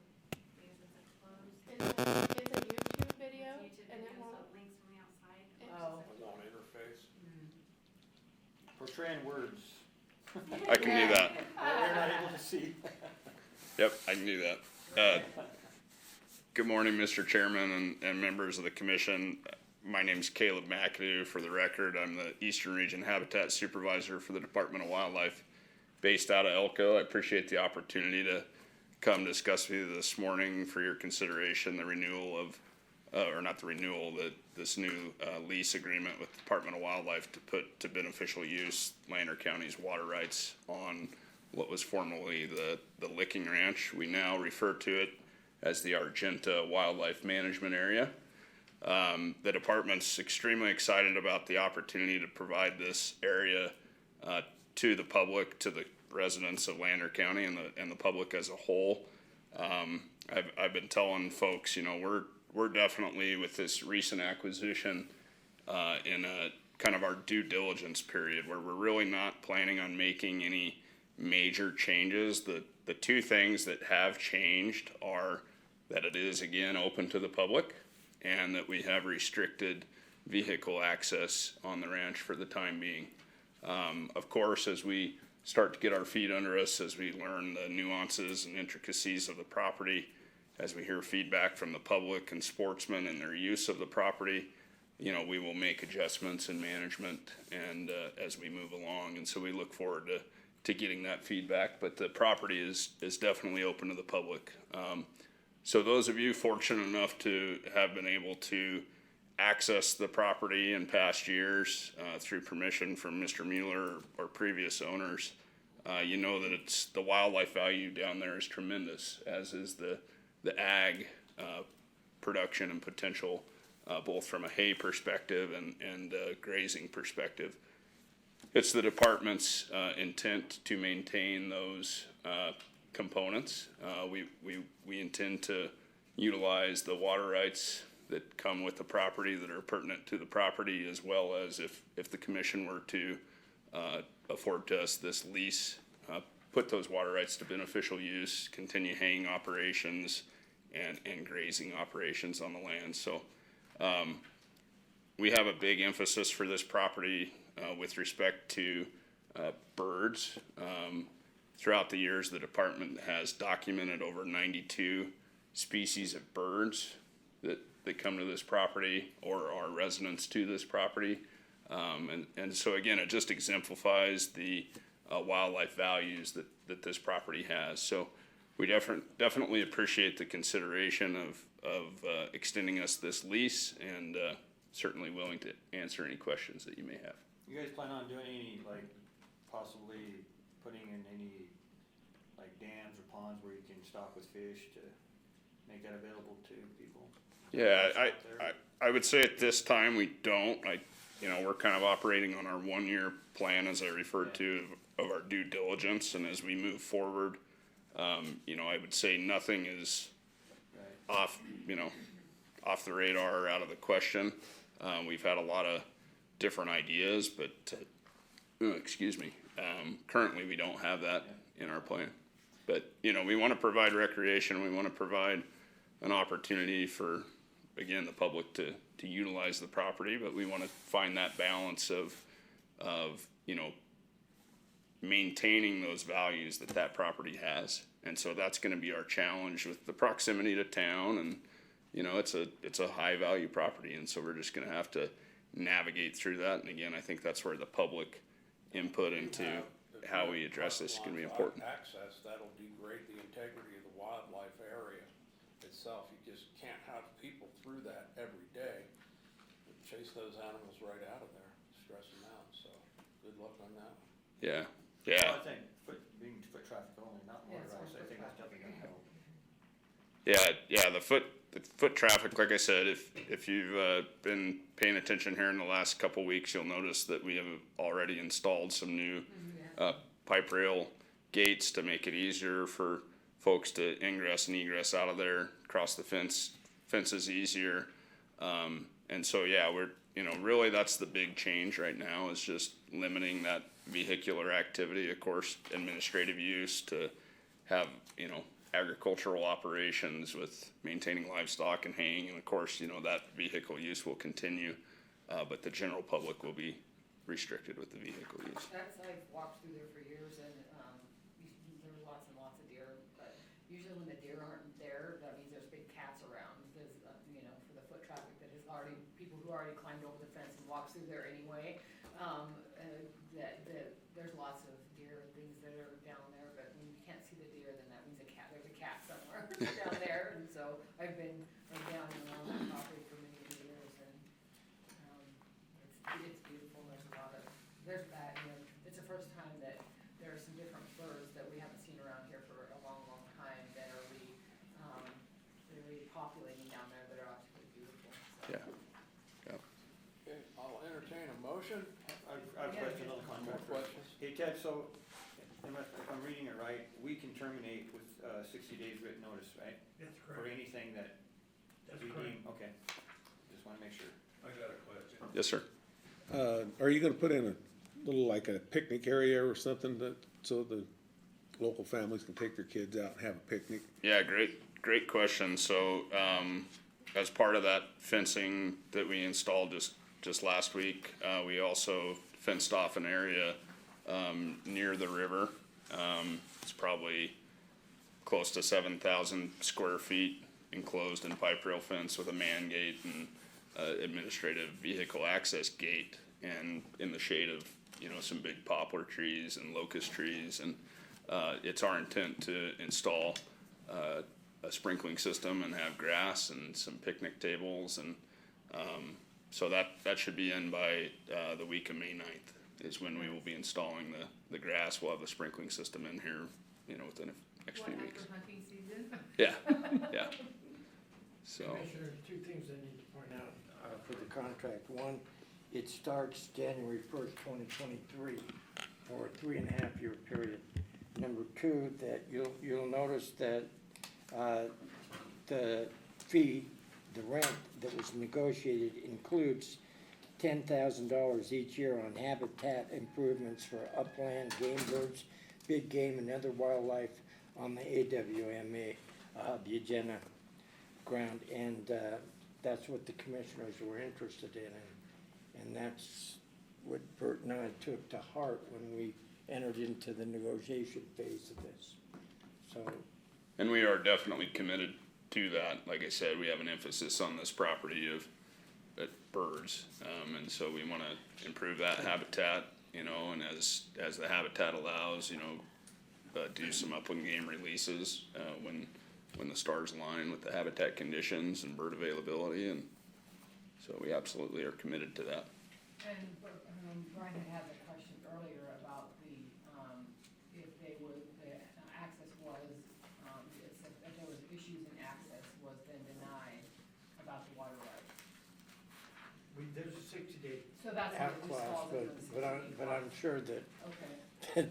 that the cooperation between NDOW and Lander County at this point is very good. Okay.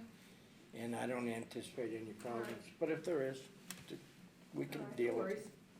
And on a side note, I'm not sure if Caleb was gonna bring this up, but I believe the June 23rd, is that the date that? Yes, sir. Okay. Yep, yeah. So, June 23rd, the State Wildlife Commission, we're having a commission meeting in Elko. But leading up to that, we're actually going to have a tour with the State Board of Wildlife Commissioners on the property, with barbecue. Of course, it'll be noticed, and we'd like to formally invite Lander County Commission and residents of Lander County to come attend that event and just kind of showcase the property, give people a opportunity to take a look at what we're doing down there. And so that'll be a good opportunity to again highlight the partnership and just appreciate the support that we've received from the county in this endeavor.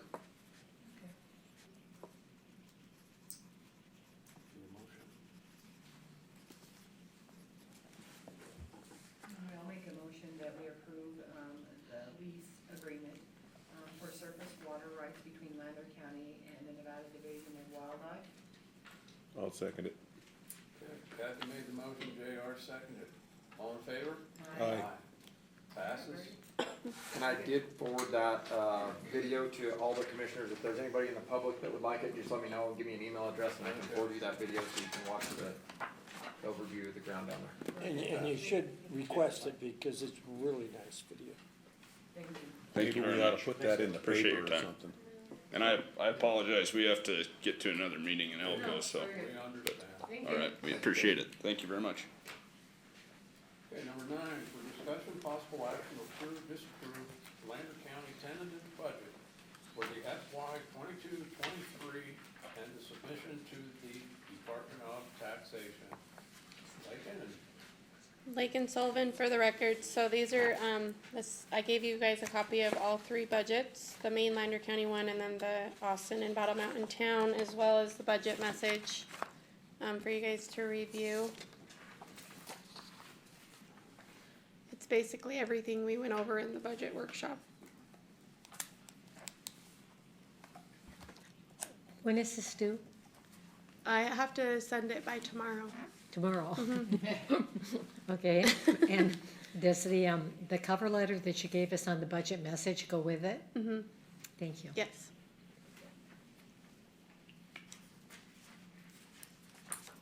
Questions? If there's any questions, I'll make a motion that that we approve the Lander County tentative budget for FY 2022-2023 and the submission to the Department of Taxation. I'll second the motion. Kathy made the motion, JR seconded. I second it. Oh, Brian seconded. Any public comment? All in favor? Aye. Passes. Thank you. Thank you. Okay, come on up, Donnie. We've got Public Works, number 10, an update from Public Works Director, Arnold Prince. Big D. Thank you. And Alan Baker. I just have an update on camps once he's done with this, so. Maybe I wrote it down. There it is. Hasn't changed since high school, Donnie. I know. Well, yeah, I gotta wear glasses now. All right, let's start out with Road and Bridge. We started, planning our community cleanup for next month here in Battle Mountain. They got flyers out. Austin started theirs, last week, I think it was. He started and then it snowed and so it got put off, but that's in the works. Our water department, They started turning the park systems on, the sprinkler systems around town. Maryland's back to work, you know, our contract started again. Just basically day-to-day repairs there on leaks around town, you know, just, they're on top of everything. Austin had one leak, last month, and they had to work over, and they really did a really good job on that. It was one of their first major leaks they had, and it was a real learning experience for them, so I was pretty proud of them. So, my projects. The golf course pond with the fountains, we finally got them 100% completed. We got both fountains in and going, and it looks really nice out there. If anybody wants to go look at them. Safe routes to school, we're continuing working on that. We've been working around the Sonoma and Galena area this last 2-3 weeks. There's been a lot of improvements over there. Our force main, they should start the bore underneath the freeway on May 16th. And then the overall project should be starting in June, depending on deliveries of supplies, which has been a kind of a struggle. Well 6 treatment plant, we're looking to go to bid in the middle to the end of next month, depending on the state review. We're waiting on that. Paving jobs, I got a couple, Yellow Brick Road. Well, and then these other two, we got to talk about it. The next one, in the Civic Center parking lot, they plan on getting them done before July. The Austin tennis court's in there too, so just depending on weather, as soon as it gets warm enough to put the pavement down, we'll get on that. Parks, okay, and the fencing was all completed on the ball fields, and we got roofs over the dugouts at the adult fields, and when we got the shades put in over here at the Lemare fields. They look nice. They did. Yes, They look very nice. Reed finally got that plaque in too, and it looks really nice over there. That's really, In the soccer field. Yep. What? The soccer field, the guy drove to the soccer Oh, field. yes, got that fixed too. We still need to get the fence with the road and bridge repaired, so, and that's we it. put that sports complex in 2 years ago. It probably would have been worth about $24 million now. Yeah. We'd have had everybody in one spot. I'm still getting the I'll let you complaints, read I the gotta go center here, stuff. and I gotta go there, No, I got you 2 kids, and one's playing in this field, and the other one's playing on that field. 8 fields in one complex would have been nice. We've talked about, putting up temporary fencing over there and using part of the soccer fields at times, so we're looking into that right now. 314 kids signed up for baseball. There's a lot of this year. kids playing ball, so That's it's a impressive. good indicator of what's to come, and if you remember, like 6 years ago, 7 years ago, I said, hey, Santa Claus went around New Year's Eve, and there are kids in every single house, so we got a bunch of kids coming. And, one volunteer that I know of, so, he does a lot of work. Parking signs there too, that looks. I do, yep. That looks nice. Thank you, Dad, I forgot about that. The rec center, we got the pool drains, changed in the pools. We gotta do that every 5 years per federal code. Camps for the kids, there's a swim-a-thon April 30th, there's a swim clinic May 7th. Wrestling camp is scheduled for July 13th through the 15th. Softball and baseball, July 30th through the 31st. And the softball and baseball is over halfway filled up already for their camp, so we might have to add some kids, which will be an extra cost to us, but I mean, Already. yes. Now, you're sure that July 15th to the 17th for wrestling?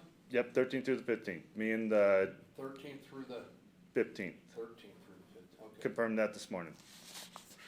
I'm still working on the basketball, football, and cheerleading camps. The coaches are getting back with me, but they'll be tentative dates. But as we go through this, I'll keep you guys updated just so we all on the same page. So we started plans for our community garden, partnering with the extension office. Bert and I had a meeting.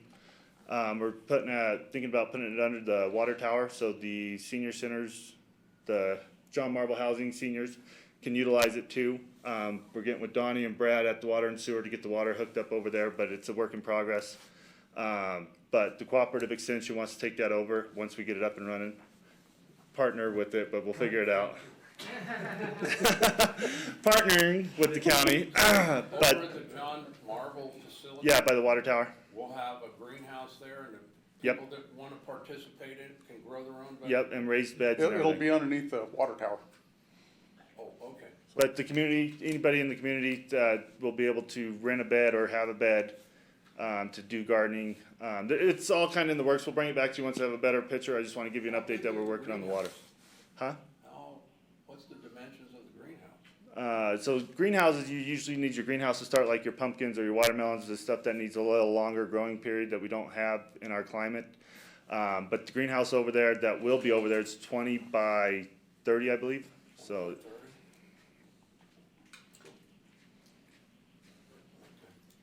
But works in progress. Sounds great to me. Anybody else? Any questions? That's it. Next item, Joe. Next item's mine. You got more, Donnie? Yeah. The next item's mine.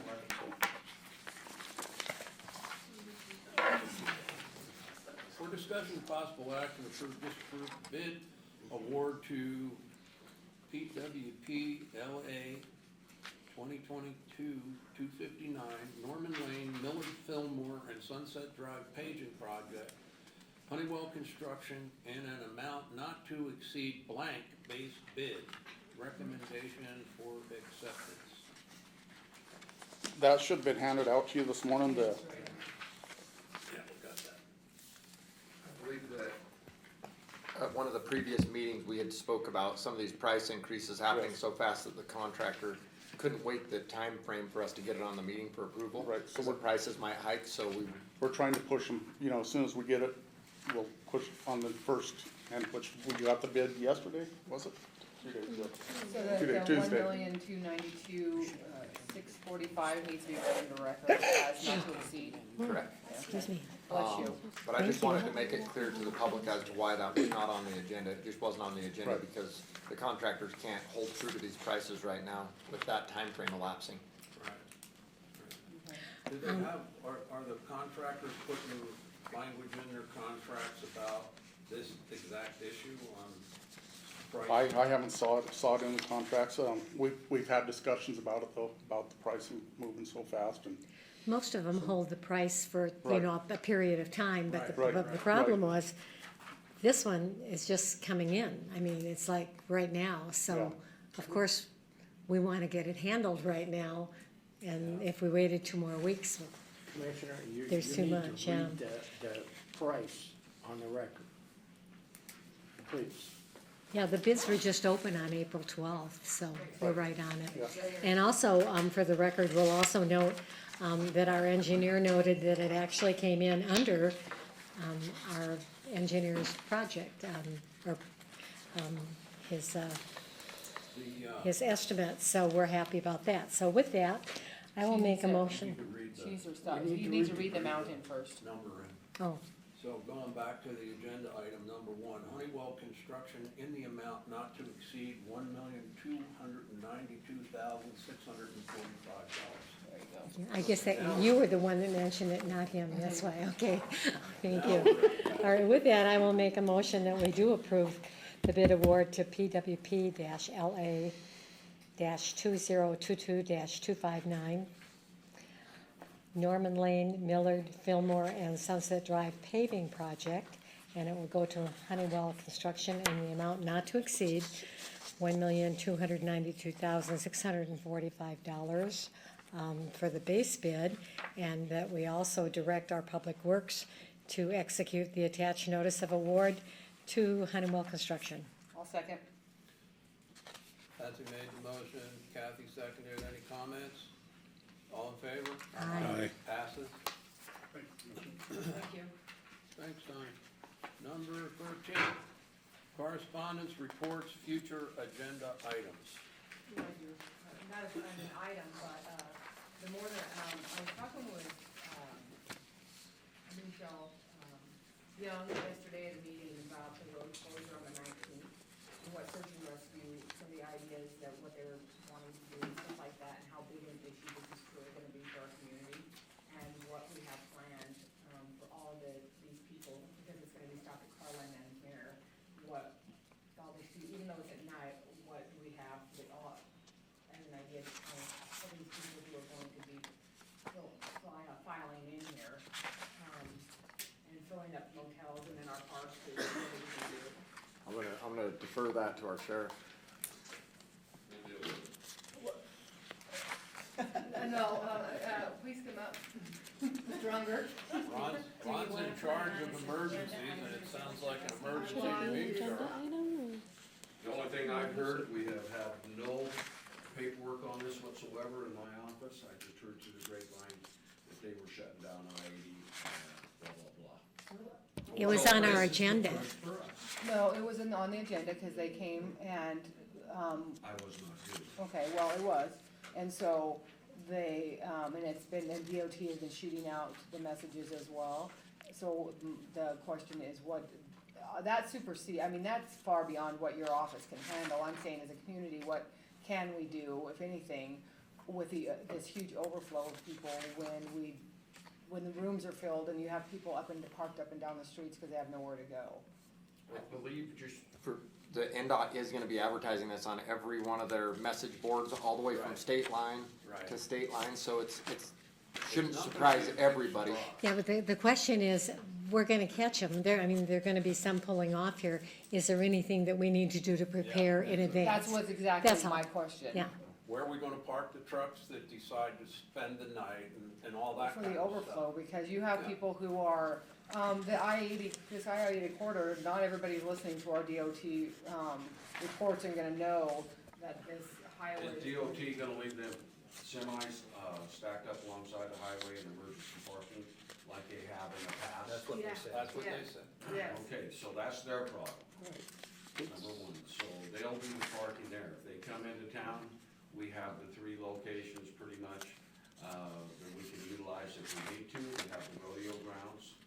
Number one, if we had to have some parking, there is some utilities there, but not much. That's my question, if we have some type of plan. I'd rather have a plan and not need it, than not have a plan and have a mess. So should we put this on as an agenda item is the question, so we can discuss Just so we it? are organized, and if we don't need it, then it's We'll have wonderful. extra deputies on board, but like I'm saying, if, there are certain areas we can direct them to. I'd like to keep them as much off of the main streets as we can, but, you know, let's face it, we have to start parking trucks. We'll park them over there by the railroad, between, CarQuest and the Out Club. We can park trucks in that area if we need to. We've got, areas at the Flying J. We've got out here at this new truck spot, we can park them. But I foresee the trucks, most of them staying on the highway. We're gonna have the campers, the motorhomes, they're gonna stay there, because when the road opens up, they're gonna take off. So And NDOT's we'll gonna be have able to park them.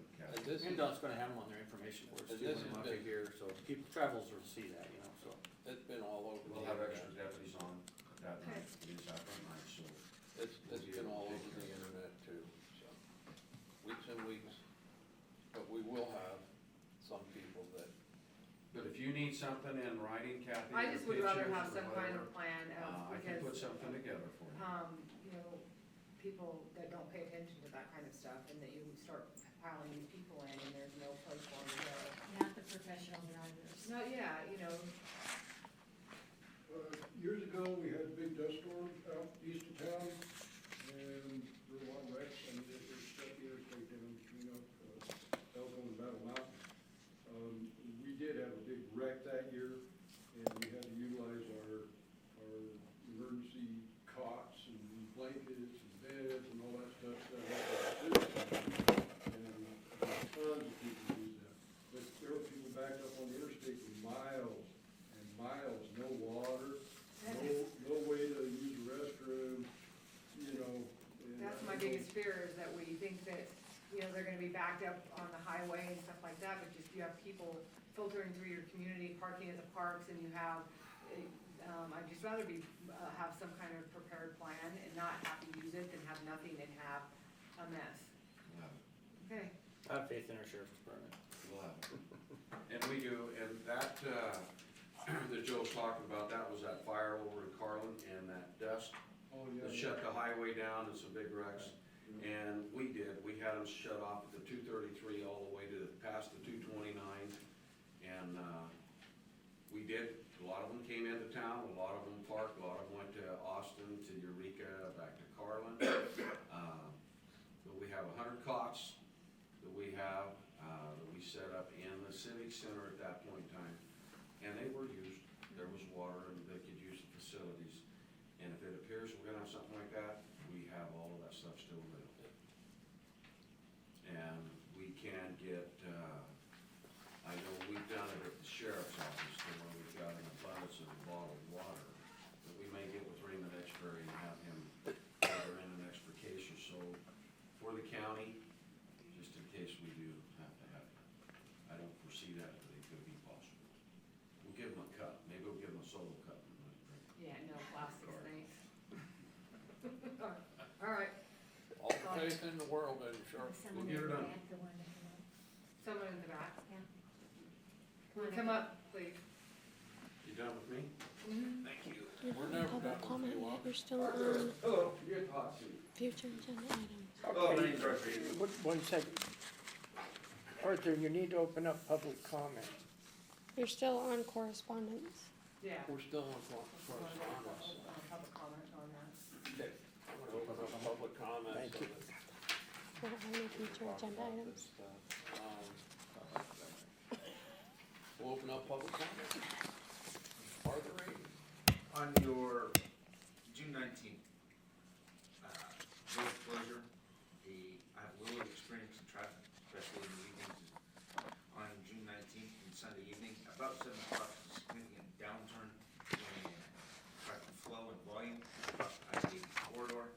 It is a common time for commercial traffic to be reduced, and as a way to remediate this problem, the trucking industry is not going to stand by and wait 12 hours in Battle Mountain.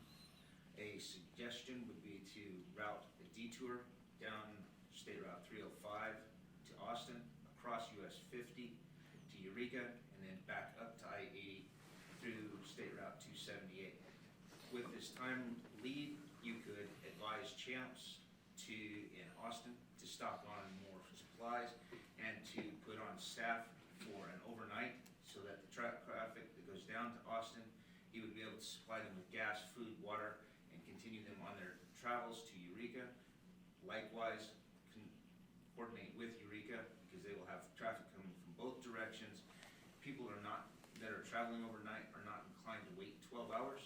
They will look for a detour route, and if we set that up beforehand and have it established, they will be able to do that, notifying the small US 50 communities that they will have this sudden influx and increased movement through their community will allow us to stock the supplies and those vendors to be able to have a plan for that. They will have the fuel on hand and not be caught in the lurch. And then we can keep communities moving and we won't have quite as much of a parking lot in Battle Mountain. Commissioners, I suggest we make this a future agenda item. Okay. All right, Let's get an agenda item on that. Now, on the, I tried a couple of times. I know. on the internet, I've seen this information, and there was a detour route that NDOT put up there. I would think any truckers that are gonna need to travel are gonna know of this go around the Carlin, so. Anything else? I have public comment. Okay, public comment. Yeah, so I'll try to articulate the best I can. It's not a prepared speech, so it might not be the most eloquent, but it's just, you said and you have thoughts and you wanna voice them, but it's always best for me to kind of sit and think about it and before I speak. But, with the public comment we had this morning, I couldn't but help feel for the people that were here speaking. I mean, we all have great friends and we'd go to bat and do anything for them. And that leads me into being a commissioner. It's a tough job. It's not an easy job. Anybody that thinks an elected position is easy, it's not. It is, the best you can do is maybe 50% of the people like it, 50% of the people don't. And I've never made a decision up here for a vote, just so you know. I was put in this office to be me, and that's who I believe I've genuinely been. So it can knock the wind out of your sails to hear somebody say, I'm not gonna vote for you. But I just want it to be clear, I've never done what I've done, made a decision for a vote. I'm up here because obviously I didn't like how the last administration operated, so I put my name in the hat and decided to run, and that's what I'm doing. And there's a lot of people that applied, so obviously they feel similar, and that's what it means to be an American, right? And it's all about choice, and you can't foul anybody for that. But I just want to say that, it's like every commissioner sits up in this seat, our county manager, our other county staff. I believe, I did it back in 2008 for 4 years.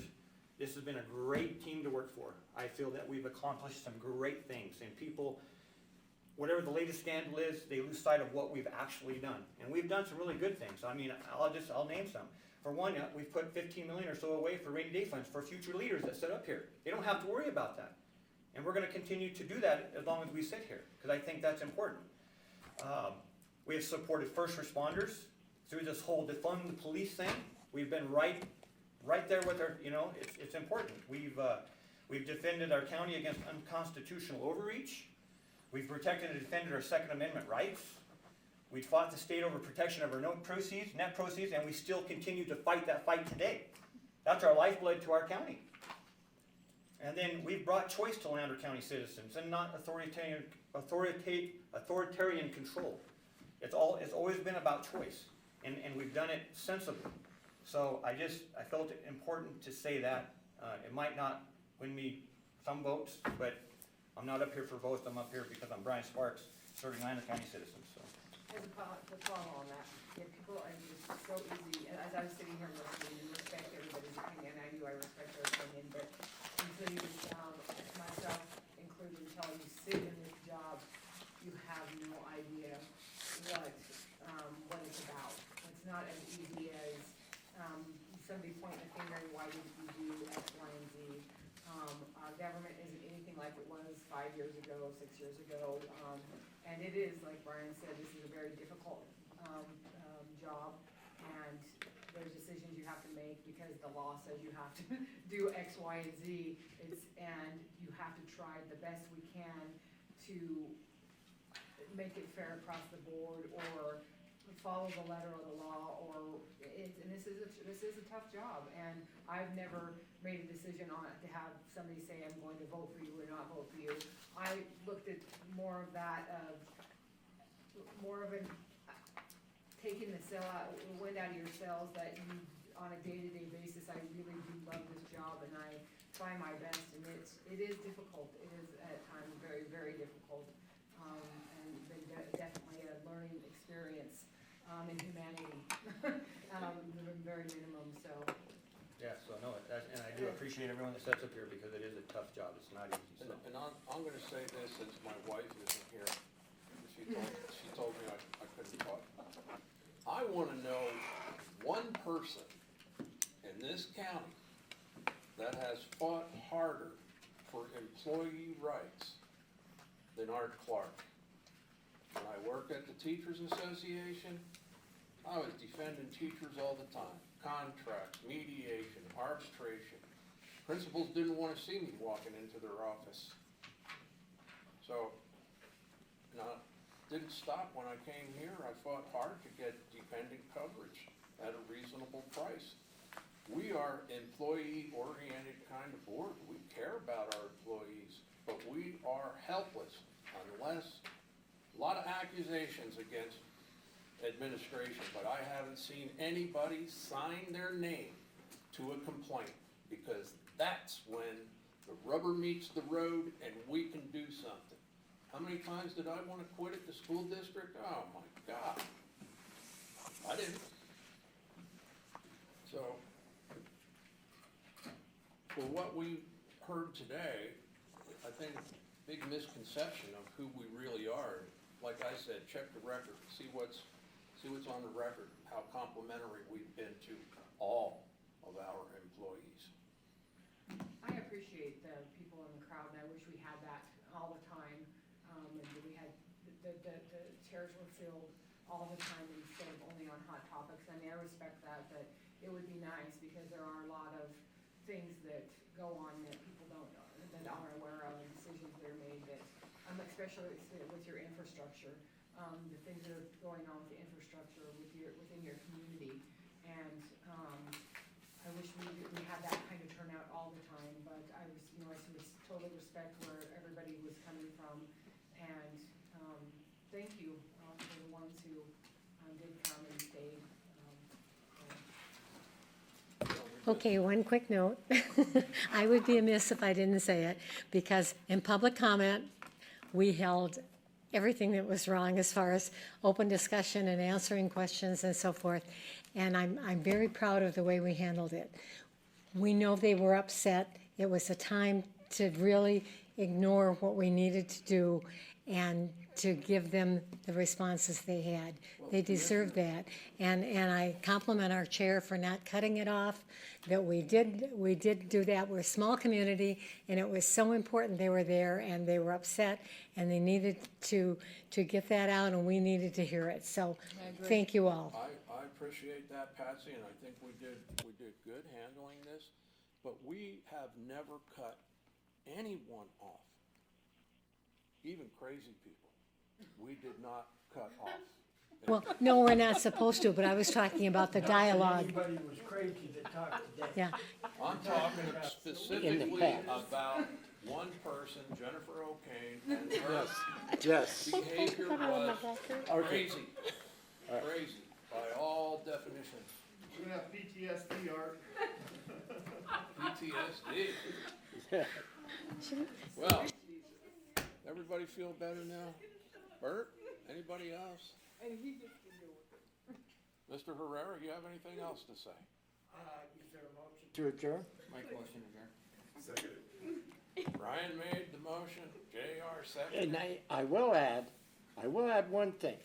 What we saw today is a government in action. Absolutely. If we don't have the dissenting voice that comes to these meetings and voice it, then our government isn't working.